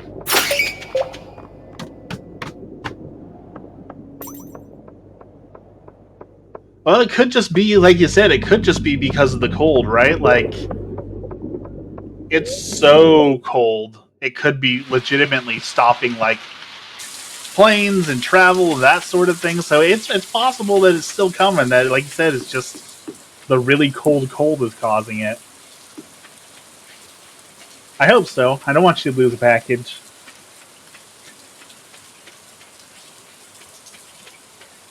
Alright, so we're going to keep the diamond, because if we get the crystallarium things, we can make more. So we want to have diamonds ready for that.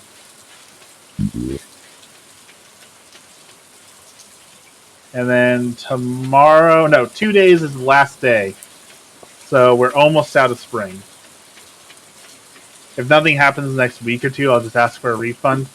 I think that's fair. I think that's giving them plenty of time. I think that is more than fair.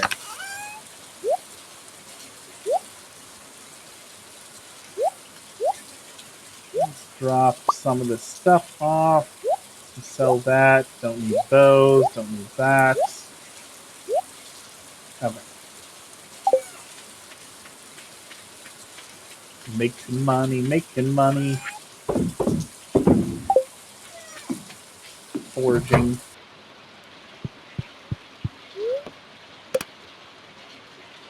almost summertime. It is almost the boring season where we're just going to run outside, water things, run back inside, water. Oh, I agree. It sounds like it's not the seller's fault, right? If they got to the post office and the post office isn't delivering it, that's not on the seller. But at the same time, that's not your problem to solve. That's between them and the post office, right? So you're absolutely right on that, but it's not your problem either. So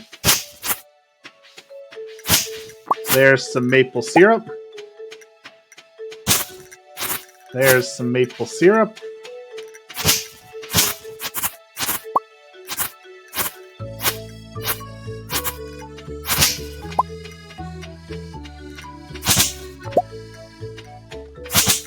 So, y'all know how bad I am at knowing like celebrities and music and basically everything. So this is how out of touch with that whole world I am. State Farm is running a commercial where, like a girl gets a new car and she's like, "Are you joking?" And the comedian pops out. I was like, "Oh, this isn't a joke. You need State Farm." And they bring State Farm in, you get insurance and yay, happiness. I didn't know who the comedian was that they brought in until I saw the extended version of the commercial. I assumed it was a comedian because it was like, okay, they're trying to make a joke, so obviously it must be a comedian because they're making a joke. So I was just like, okay, this is some comedian. I've never seen this dude before. So they finally said the comedian's name, and it was Jimmy Fallon, who I think is the Tonight Show dude, right? Like the Saturday Night Live? Yeah, Saturday Night Live, which I know that was like huge for a while, so like that's how out of it I am from like the It scene is I did not recognize who Jimmy Fallon was. In the same realm of talking about watching things, though, we watched Machine Gun Preacher last night, which is kind of an older movie. It came out like 2011 with Gerard Butler, who is, without a doubt, this is going to be my probably unpopular opinion of the day. I think Gerard Butler is the best actor to have ever lived. He's absolutely phenomenal in everything he's ever made. He's never done a bad movie. He has such a brilliant range of emotions. I love watching him on the screen. That T-Rex going to sleep. Well, thanks for dropping by. Have a good night. Hopefully your stuff comes. But yeah, Gerard Butler, without a doubt, is the single best actor to have ever lived.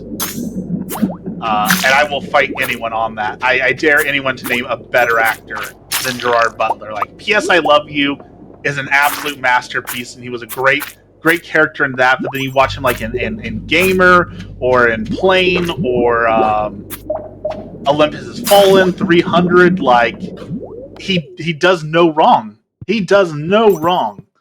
Every movie he makes is an absolute masterpiece.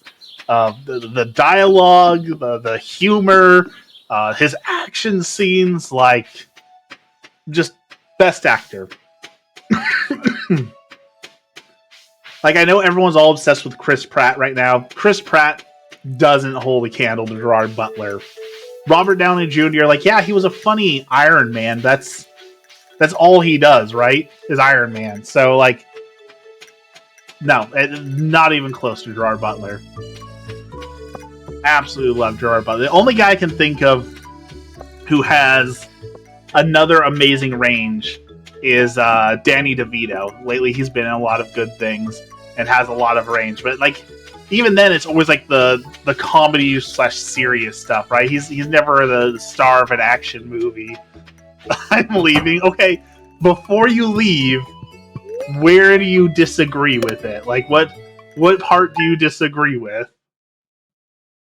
Who do you think is a better actor than Gerard Butler?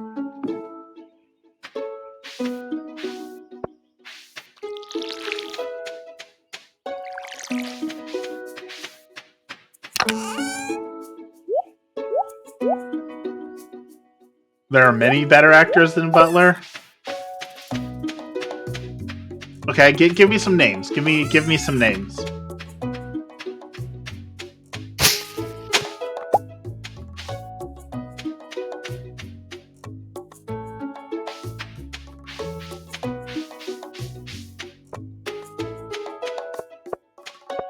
Granted, keep in mind, I probably couldn't name more than 5 actors. So, Leonardo DiCaprio. Okay, so here's the problem with Leonardo DiCaprio, and this is probably my fault. I can't name a single movie that DiCaprio's in besides Titanic, which was eh. So, like, was he really in anything else if I can't name a single other movie that he's been in? Like, obviously he didn't have that big of a lasting impact if...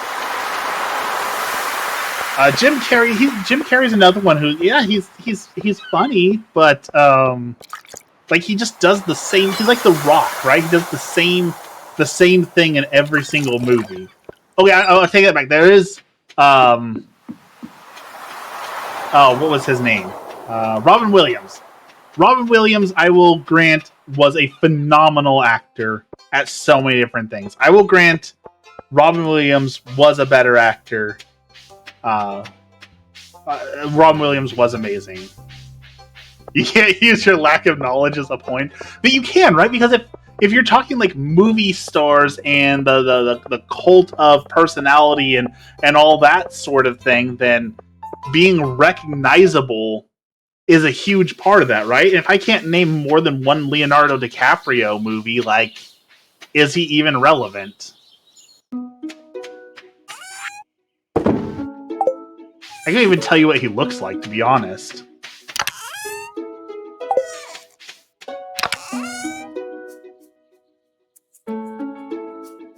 See, do we have anything else to turn into the museum? We do. We have 2 items from the museum. Go drop those off. Like, has DiCaprio even been in anything in like the last 5 years? 10 years?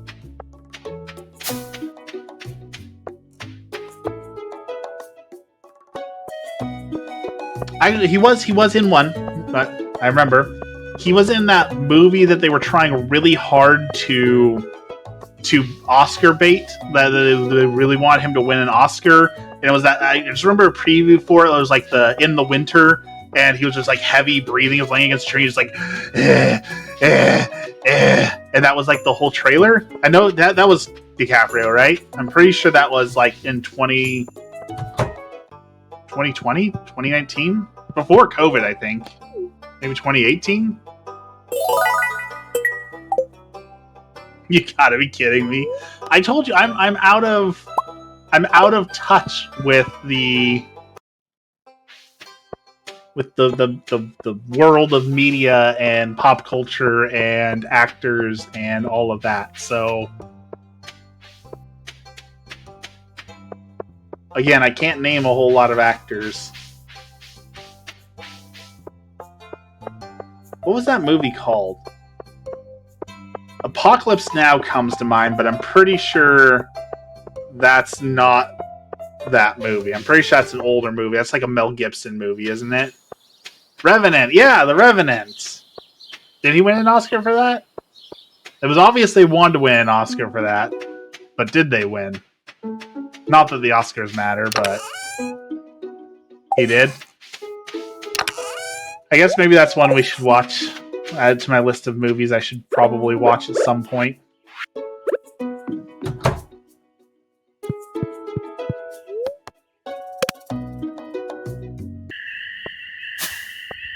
Alright, summer is here. Time to make some money. Money.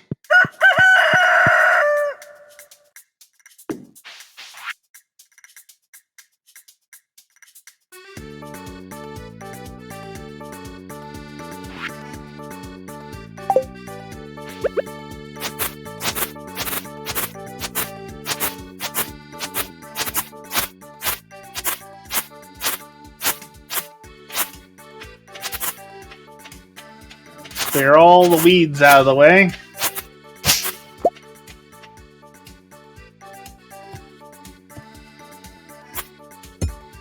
There we go. Okay.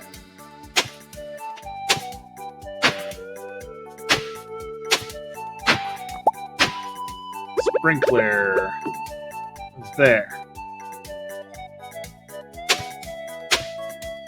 We're gonna put things around here like there's a sprinkler, just in case we get one or make one or buy one.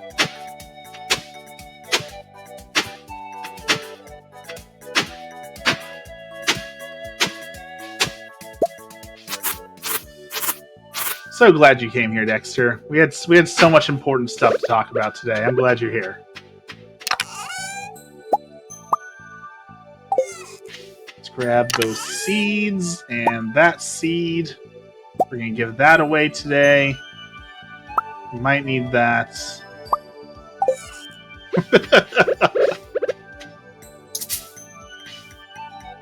Strawberries. Aren't strawberries in the summer? Oh, in the spring. Oh, we messed up buying strawberries. I guess we'll save those for next year. We messed up. That's not good.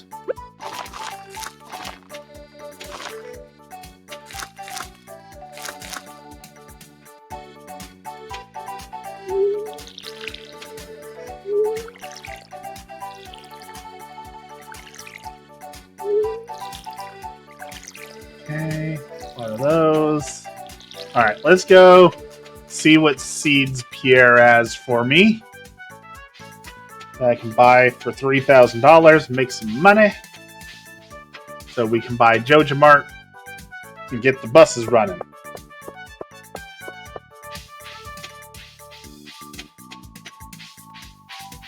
Go visit Sophia. Try and unlock new heart events, new characters. All the Stardew Valley expanded stuff.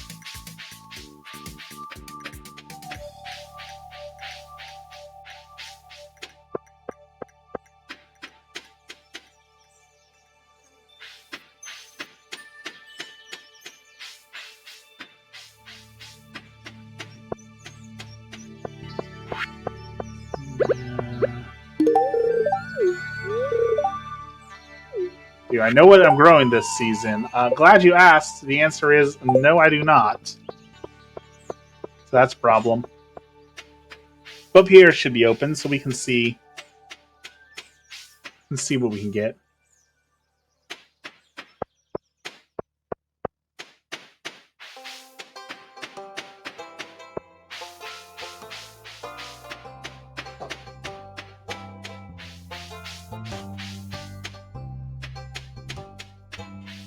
Trying to think of any other actors I can name off the top of my head. I'm having a hard time.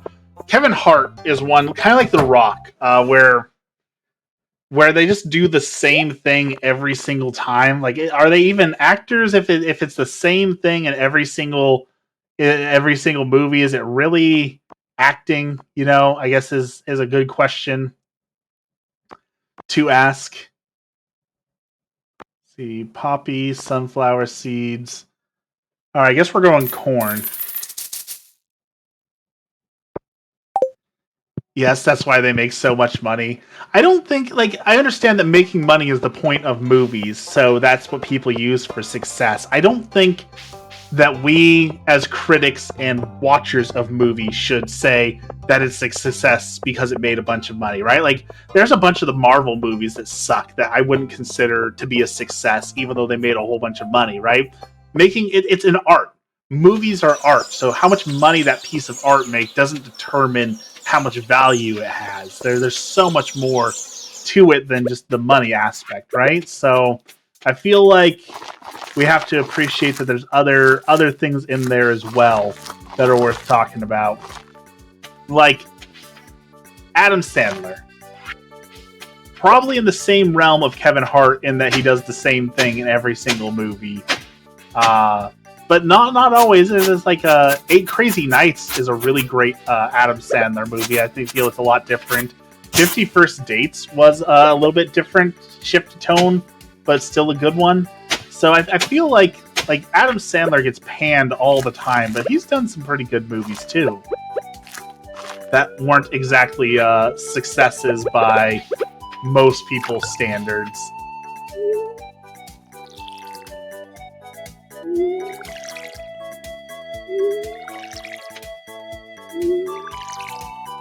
We argue about who's the better actor. They argue with dollar signs. I guess that makes sense. I guess that's valid.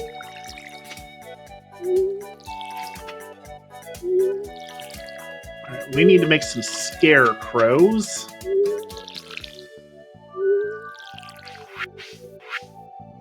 What's it take to make a scarecrow? Coal, wood, fiber. Well, we should have plenty of that. Coal, fiber. Where's all my wood at? Fiber. Wood.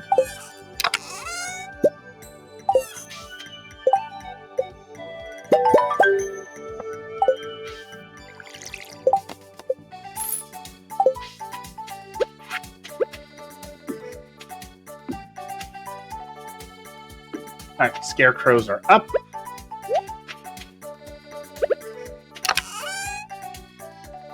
Can't believe we bought the wrong seeds. Very upsetting to me. Low on fiber, we're low on wood.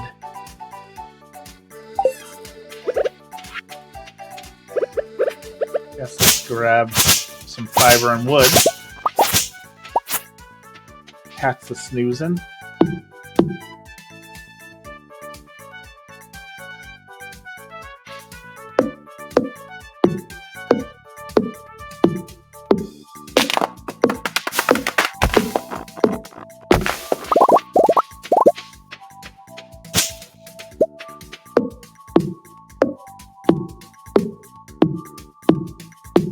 I got to take some photos today. Took some photos of a guy. He is like Lord of the Pigeons. This is the coolest old dude. And he just drives out to parking lots and feeds pigeons, which I understand you're not supposed to do and people don't like that. I get it.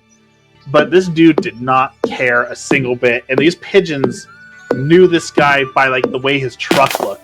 So when he pulled into the parking lot, you would just see a swarm of pigeons raining down from the sky and sitting on the roof of his car, waiting for him to get out and feed them.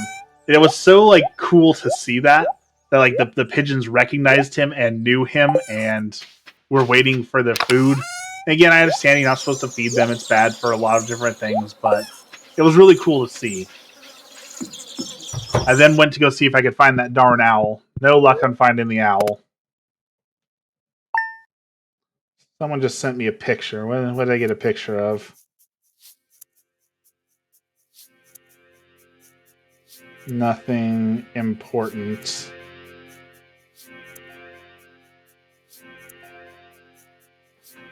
Okay. Time to water stuff again.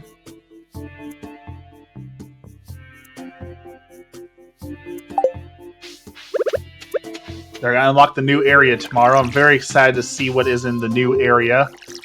I hope that there's more than just what's up there regularly. I'm excited to see what it is, so...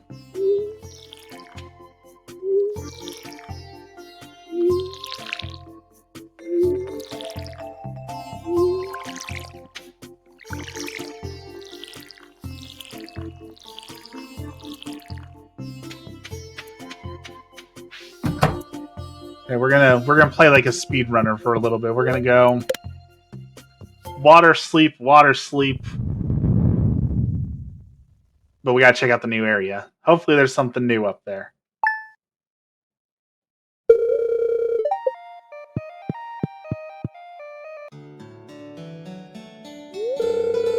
Susan, the Emerald Farm up the railroad. I've been trapped up there alone since Joji caused a rock slide. I've got a little bit of cabin fever. Okay, so that's a brand new person we got to meet. So there is something new up there. Let's go check out the Emerald Farm, I guess.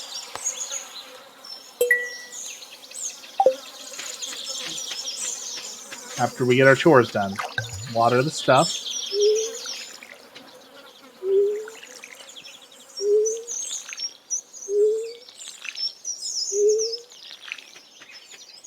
Watering. Watering.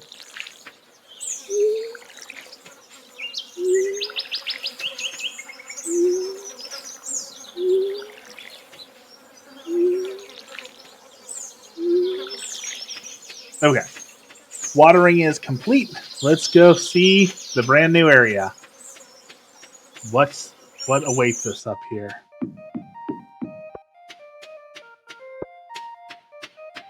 I was expecting grapes to be up here. There's no grapes. There's a mushroom, though. Take that. And a prehistoric hand axe. That's good.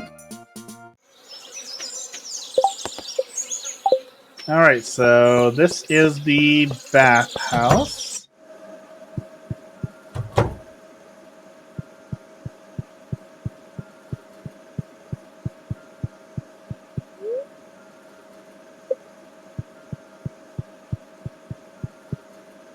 See if they changed anything here.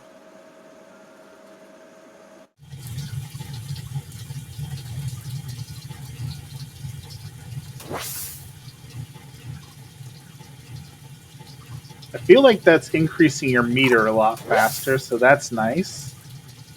But otherwise looks the same. Okay.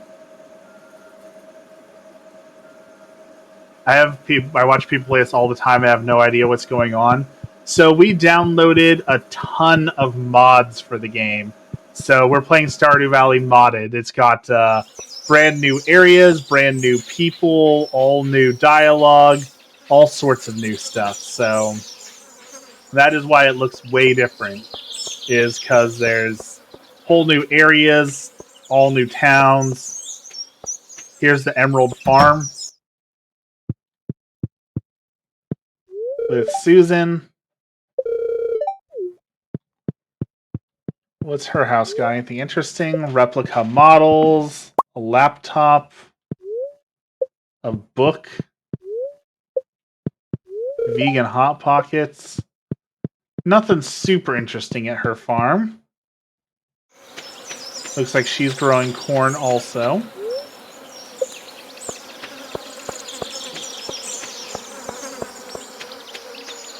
Got nice big fields. Looks like there's something else up here, though. Let's go check that out. There's the railroad tracks. Gravestones. Gerda, 93 slimes, 22 skeletons, 18 bats. I think these are new. Bear Claw. These people like doing hardcore runs that died playing Stardew Valley? Ketra, 13 slimes, 4 bats, 1 bug. Graves being swallowed by the mountain. Red Scar. There's an engraving saying that this adventurer slew 1,000 slimes and received an enchanted ring. Okay. It's too faded to read. You can make out a faded outline for the Adventurers Guild crest on the tombstone. And a rapier. Okay.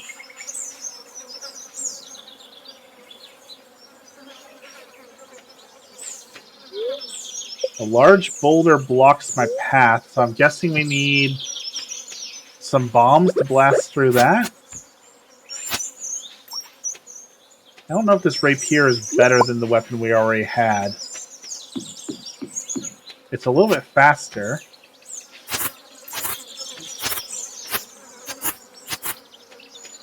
See if there's anything back here. There's a flower.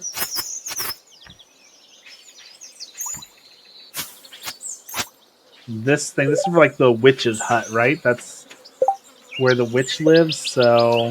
Okay, so there is some new stuff up here. That's cool. Got to see the new stuff.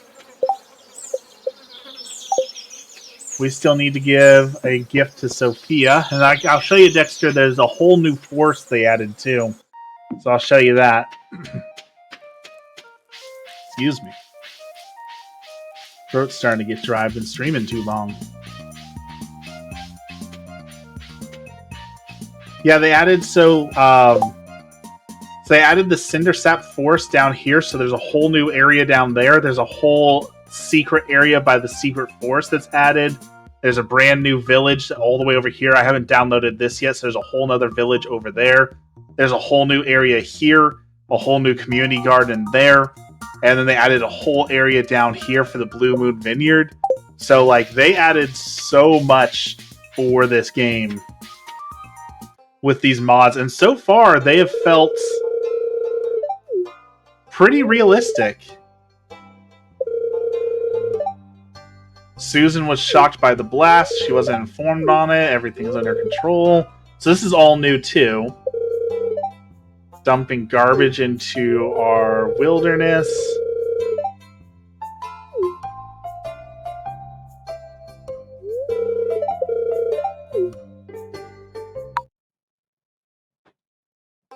Okay.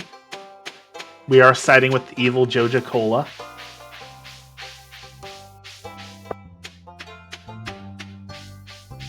Because money makes things easy in this game. There's a whole new... So this is a whole new house for new people. That's a new villager they added right there. Victor, I think, is who it was. They changed Pam's doghouse. They added more gardens. But if you come down here, you'll see the beach actually splits in two directions. And you can come over here where you couldn't go before. And there's a whole vineyard. A whole new house with a whole person. They've got like a special book here where you can order sprinklers and special bits of wine and all sorts of things. I came to drop Sophia a gift, but apparently she's not in here right now. You can go to the map and see where people are at, which is super helpful.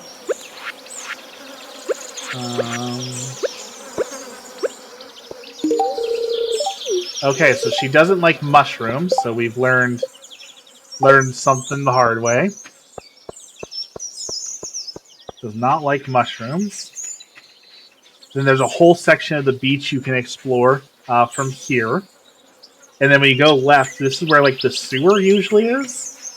So that you can still get to the sewer pipe. That still exists down here. See, there's the sewer pipe.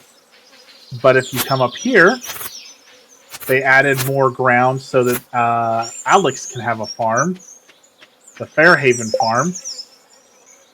Excuse me, Andy can have his farm over here. So there's a new guy named Andy. He's got a brand new farm. There he is. If you keep going left, you'll see the Mouse Hat place right there. And then to the left of that, we'll enter the Cindersap Forest, which gives you all new foraging events, all sorts of things down here. So there's a lot to the game, which is pretty awesome. It feels like a real expansion to the game. Not bad for a couple modders just wanting to add some fun stuff, you know? It also means you can grow more fiber, more trees, you have more space to put things like...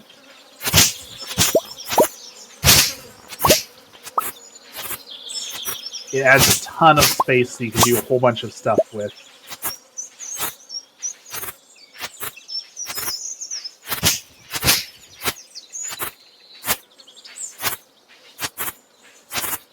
I'm sure there's some events in here that I haven't triggered yet with like all the new people. I'm sure there's something over here.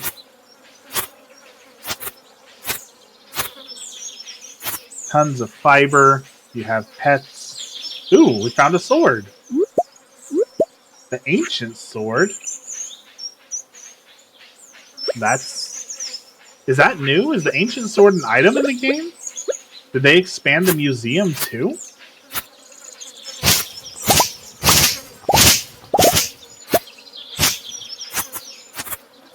I don't know if they expanded the museum or not, but that's pretty cool. That's really bright. That is really bright.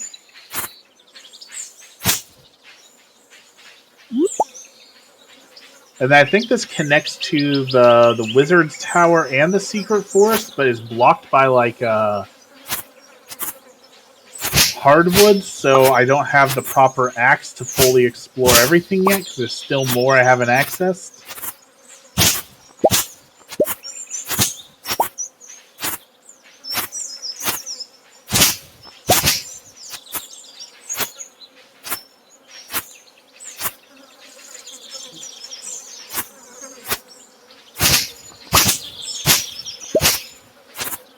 Really haven't been up here yet.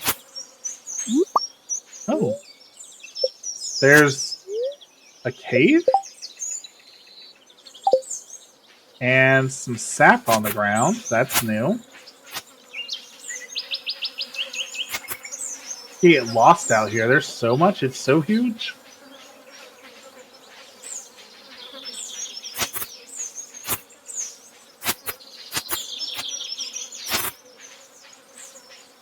There we go.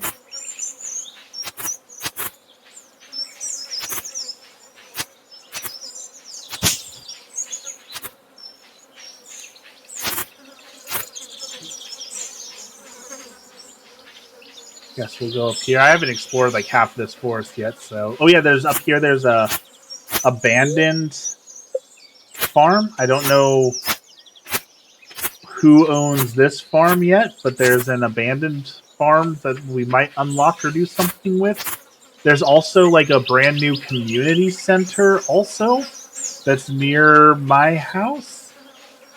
So like I said, the modders just did an amazing job on this mod. They added so much for free. And a lot of it really does feel like it's from the original game. Like the art looks believable. The dialogue seems believable. The characters have likes, dislikes, heart events, all sorts of things like you'd see in the regular game. So they just went all out on expanding this.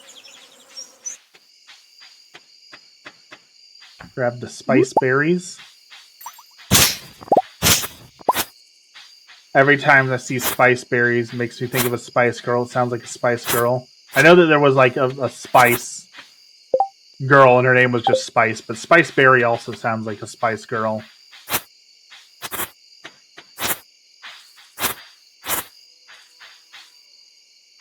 This is new also. They expanded Marnie's farm area. So Marnie got some extra crops and space.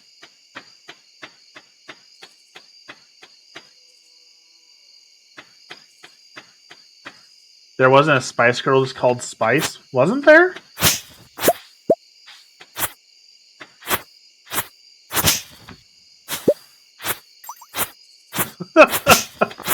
I'm pretty sure there was. Wasn't she like the fourth Spice Girl, like they added on later?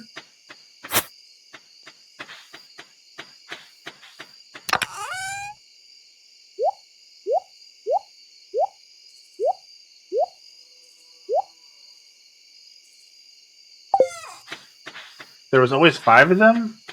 That doesn't sound right. I thought there was like 3 of them, and then when they were getting like low sales, they added a 4th one. I don't remember there being 5 Spice Girls. That sounds like a Mandela effect sort of thing. Melon seeds. Excellent. Thank you for that.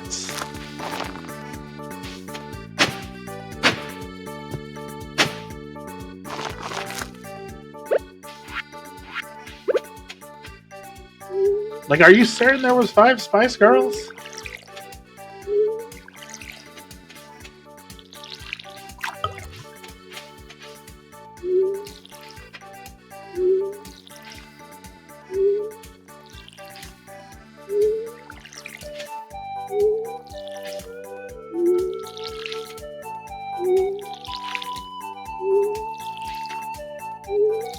Alright, that'll be some money in the bank. Let's go drop off these things to Gunther.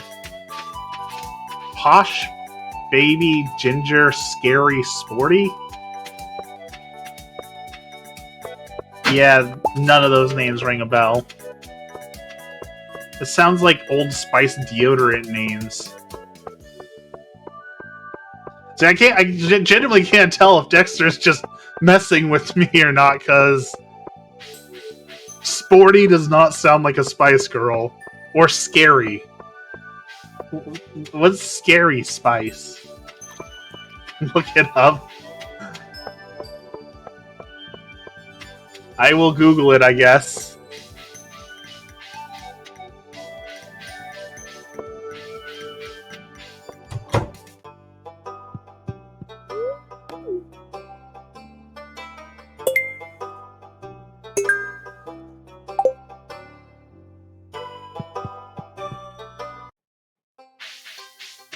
Also, I'm not sure you would count ginger as a spice, would you?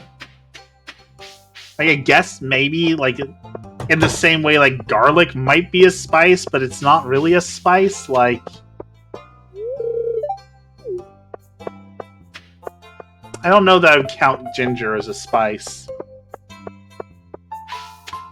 And I can say that now that I am a cook. Now that I have... Last night I made, chicken fajitas, and they were amazing. I put so much lime in them, they were so zesty, so now that I am officially a cook, I can speak to whether or not ginger is a spice or not. I'm still excited to make some crock pot ramen, though. I'm really excited to see... I want to test, like, what can and cannot be made in a crock pot. I want to push my crock pot to the absolute limit and make ramen, traditional Japanese ramen in a crock pot. I think it'll be delicious. I've done barbecue. Barbecue worked really well in a crock pot. Soup obviously works well in a crock pot, but I am ready for the challenge of ramen. Ramen in a crock pot. Guess we'll grab some gold.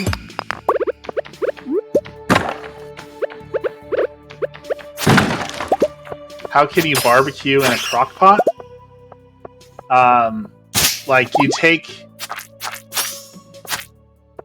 like, chicken. Like, if you're gonna do barbecue chicken, for example, right? Kind of standard.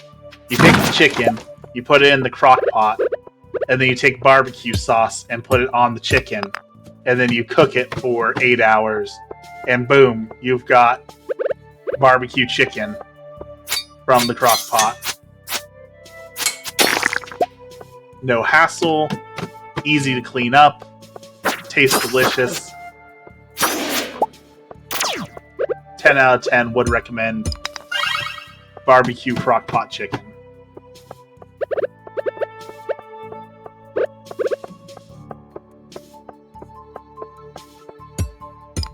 And here soon, I think this weekend actually, we're going to try and make our bougie burgers. We're going to go buy some actual, like, good beef, Kerrygold butter, get some artisanal rolls, and make some really, really, really bougie burgers. I'm really excited to see, will it make a difference? Can you taste the difference between, like, a $20 burger and a $2 burger? We're going to find out. I'm very excited for this.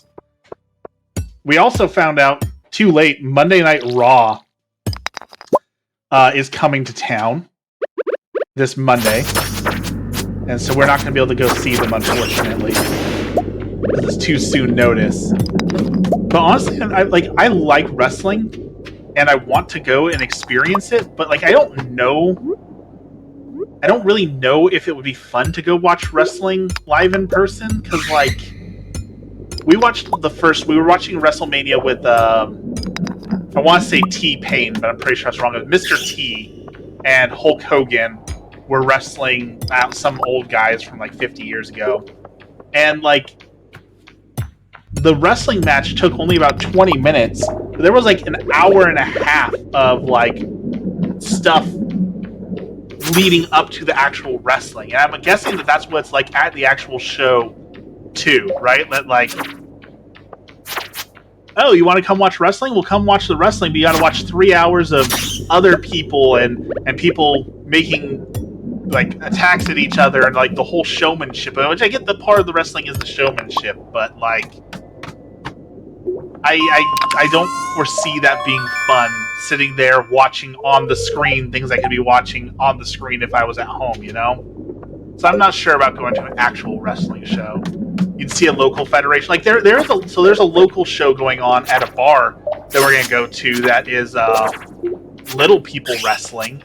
I don't think that's quite in the same league, but there's a local federation of little people who like to do wrestling. I'm guessing that's going to be an absolute blast.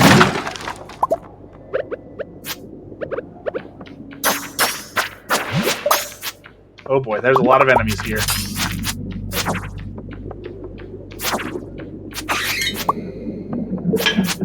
So I'm excited to see that. I don't know if that counts or not.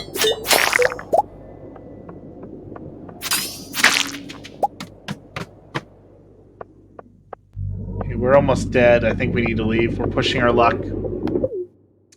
Let's not push our luck.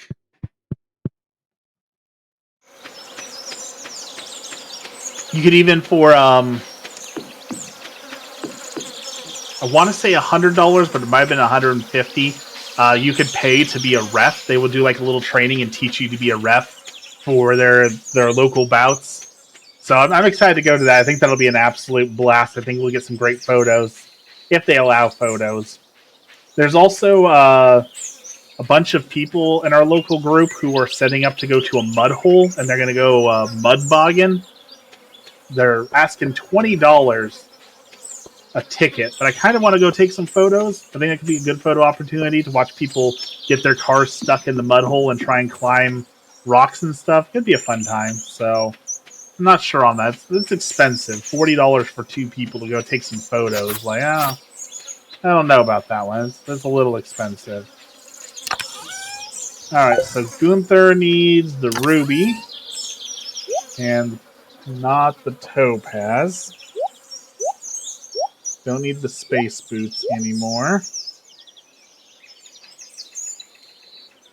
Man, all this stuff is filling up so fast.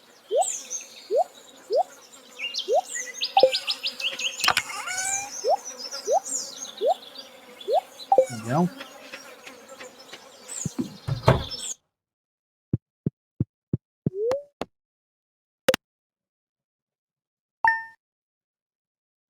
All right. 6 a.m. Time for chores.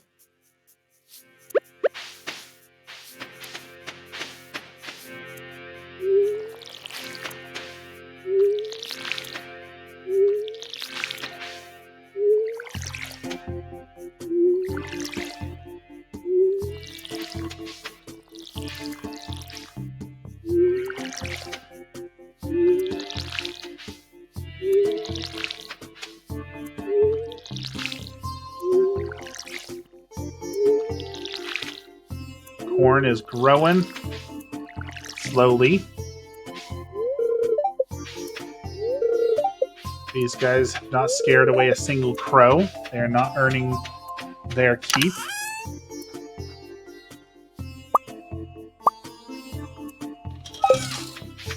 Let's start making iron, though. We're going to need iron. So I want to unlock the other center. I don't know what that's going to do for us yet. So we need to get an iron axe. We need more money to do that. And we're going to get money from the corn. So for now, it's just chores, chores, chores.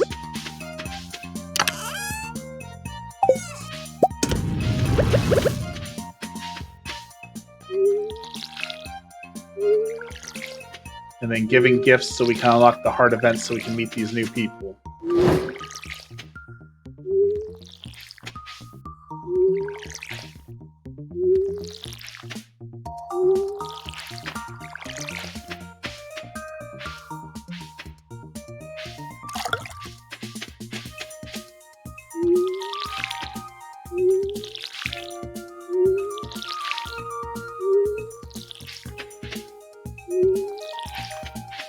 And I guess we should check on if we get our sap or not.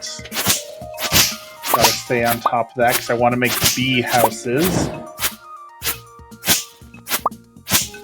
all about the bees here.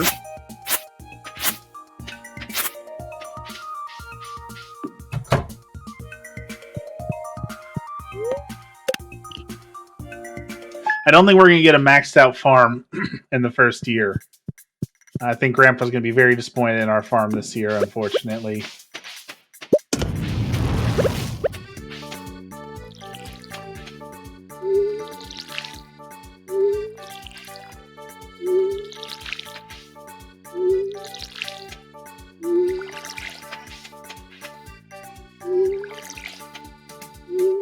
What's the overall goal of this game? Do you mean Stardew Valley in general, or just what I'm doing?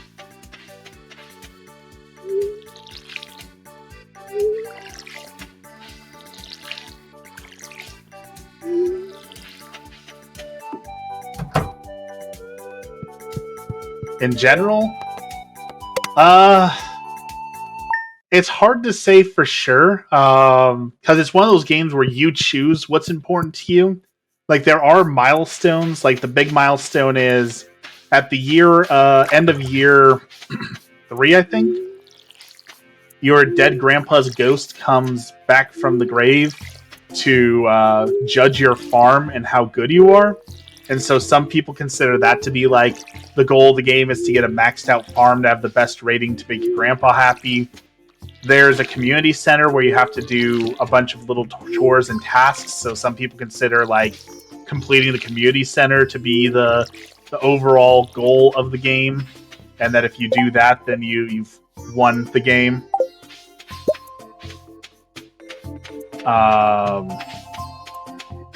Some people like speedrunners, it's just about getting through year 1 with the most money as a goal. A lot of people go for like trying to beat just 1 year of the game and have the most money at the end of the first year. So people kind of set their own goals, but those are some of the most common ones. For me, for this playthrough, I'm just trying to see all the new stuff that they put in. Because like I have a modded tractor, we have all these new villagers, we have all these new buildings. Allegedly, there's some new crops, all sorts of new things like that. So, seeing the new stuff is going to be the fun thing for me.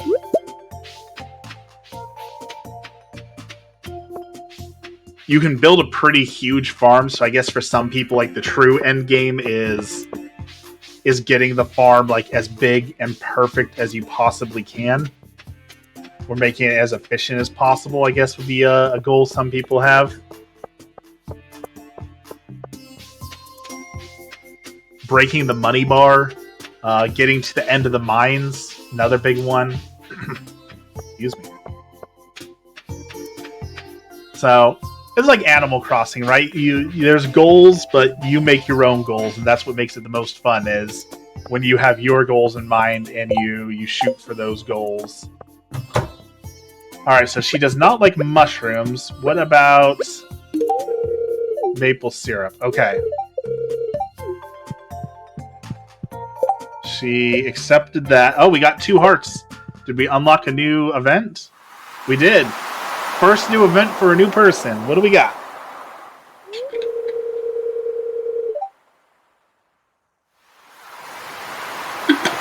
You can tell this is a mod. I've never seen anyone in the game say boo, so...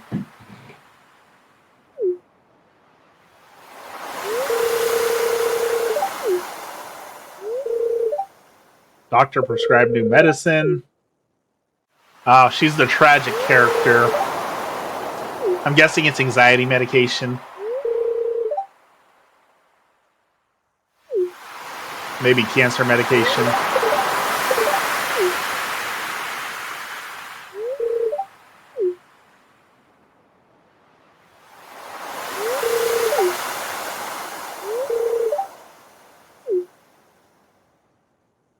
Yeah, that's not creepy at all. I'm just standing over here watching you guys have a conversation. That's not... She lives in Grampleton. Okay, that's why I haven't seen her yet, because we still need to download Grampleton.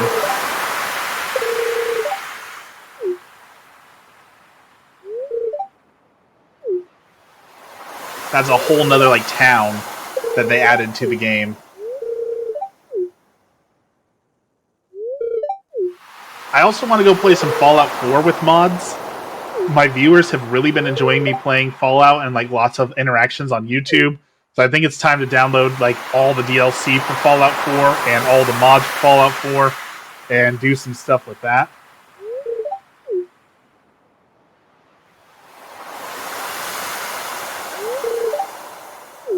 Did I hear what you were talking about?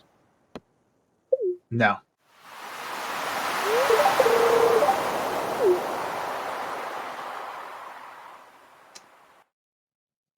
Lying is the best way to build a relationship, I'm sure. That's probably a smart move for me to lie to their face.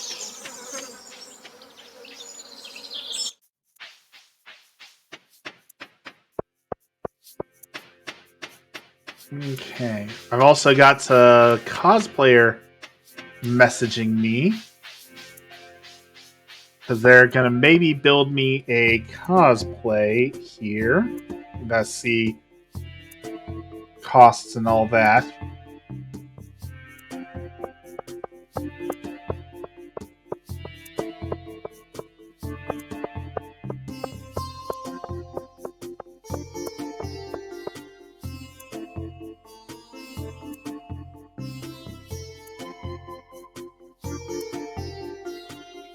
I responded them, sorry.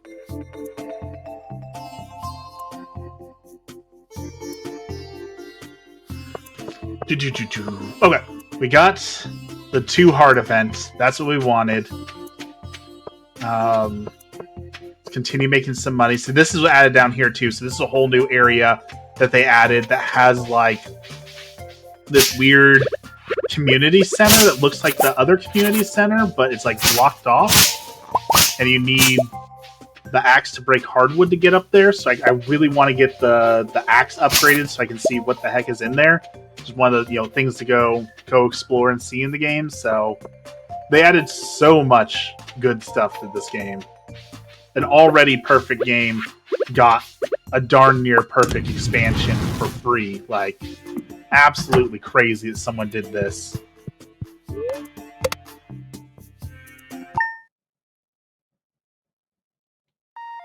Spreading weed caused damage to my farm. Better not have.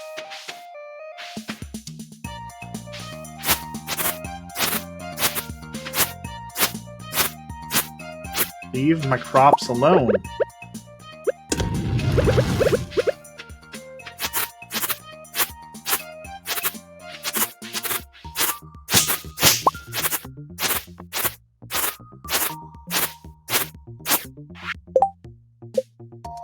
We can't build a bee thing yet. That's what we want next is bees. Alright, save everything from the horrible weeds. Water some crops. Go to sleep. Rinse and repeat. This is probably the most boring way to play the game. Just in general, though. Like, if you're thinking about playing it, like, don't play it like this. I'm just trying to get money because I want to unlock everything. So this is not the way to play the game. You're supposed to actually talk to each one of the villagers, get to know them, get to know their wants and needs, be friends with everyone, do all the quests. Like, it's one of those games you get out of it when you put into it, right? So I'm not putting in all the effort because I'm just trying to see what I haven't seen. I've put so many hours into Stardew Valley that I just want to see what's new. Tomorrow's the luau.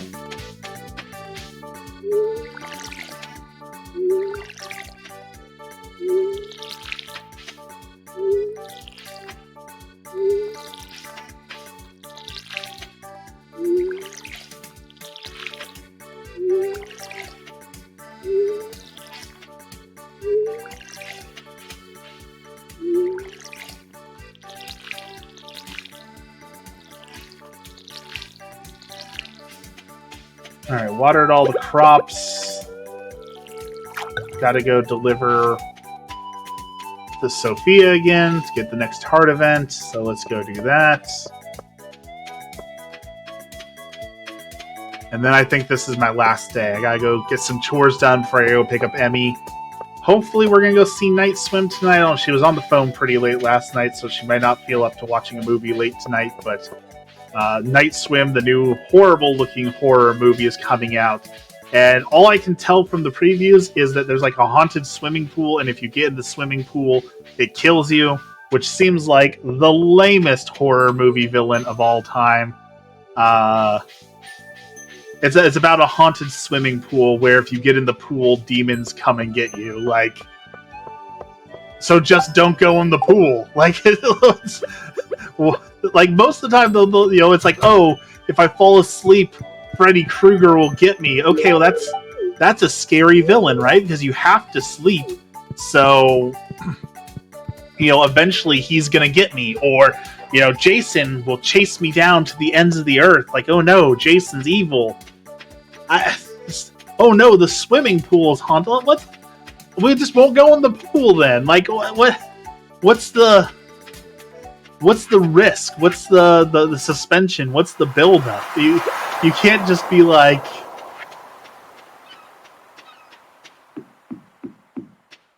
the possessed hot tub episode of American Dad is pretty good. Is that the one that's a spoof on Little House of Horrors, or that like that old?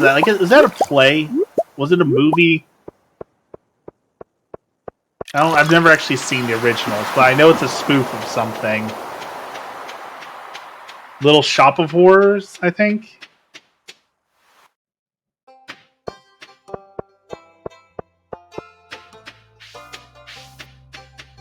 Man, I need to watch more movies.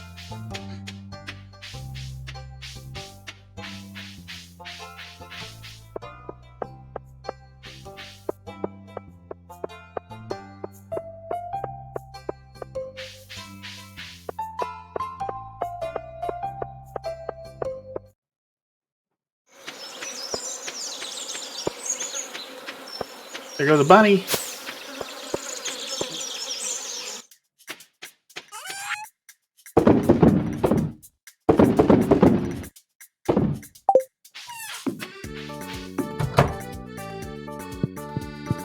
All right, show me the money. Let's see, 2,000 gold.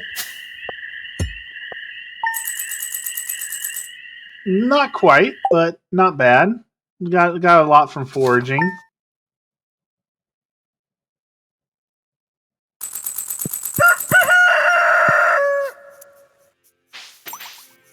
Melons are almost ready for harvest. Ooh, that's ready. The sweet ancient fruit is ready. Ooh. Okay, well, this is a good stopping place as any because I have been streaming for almost 3 hours, which is pretty long for me. My throat is dry, and I've got to go, like I said, take care of some chores before I go pick up Emmy. So this is as good a place as any to end for the day. So, as always, we will end with our prayer really quick. In the name of the Father, the Son, the Holy Spirit, our Father, who art in heaven, hallowed be thy name. Thy kingdom come, thy will be done, on earth as it is in heaven. Give us this day our daily bread, and forgive us our trespasses as we forgive those who trespass against us. And lead us not into temptation, but deliver us from evil. Amen. Lord, thank you for this blessed day, and thank you for all that you do for me. Today we pray for those who don't have enough food, who don't have enough water, who don't have clothing, who don't have shelter, whatever it may be, Lord. Grant them abundance and fill them with everything that they need. We pray for those who are discerning you, Lord. Help to soften their hearts and help them to be led towards you. We pray for those who have run away from home or those who are missing from home, those who don't remember where home is at. Lord, help to bring them home. We pray for the Holy Father, the Pope. Help us all to understand as he teaches us and guides us in these difficult times. And finally, we pray for those souls in purgatory, those souls who have no one left to pray for them. Lord, help them all. All this we pray in the name of the Father, the Son, and the Holy Spirit. Amen. Well, thank you as always for joining me. Thank you, Dexter. Even though I say horrible things that make you mad, I'm still glad you show up. I will try and stream tomorrow, so maybe see you tomorrow, but we'll see how much. We got a lot on our agenda, so we'll see if I actually make it. Thank you for showing up. Have a great night, and we will see you again tomorrow or Monday.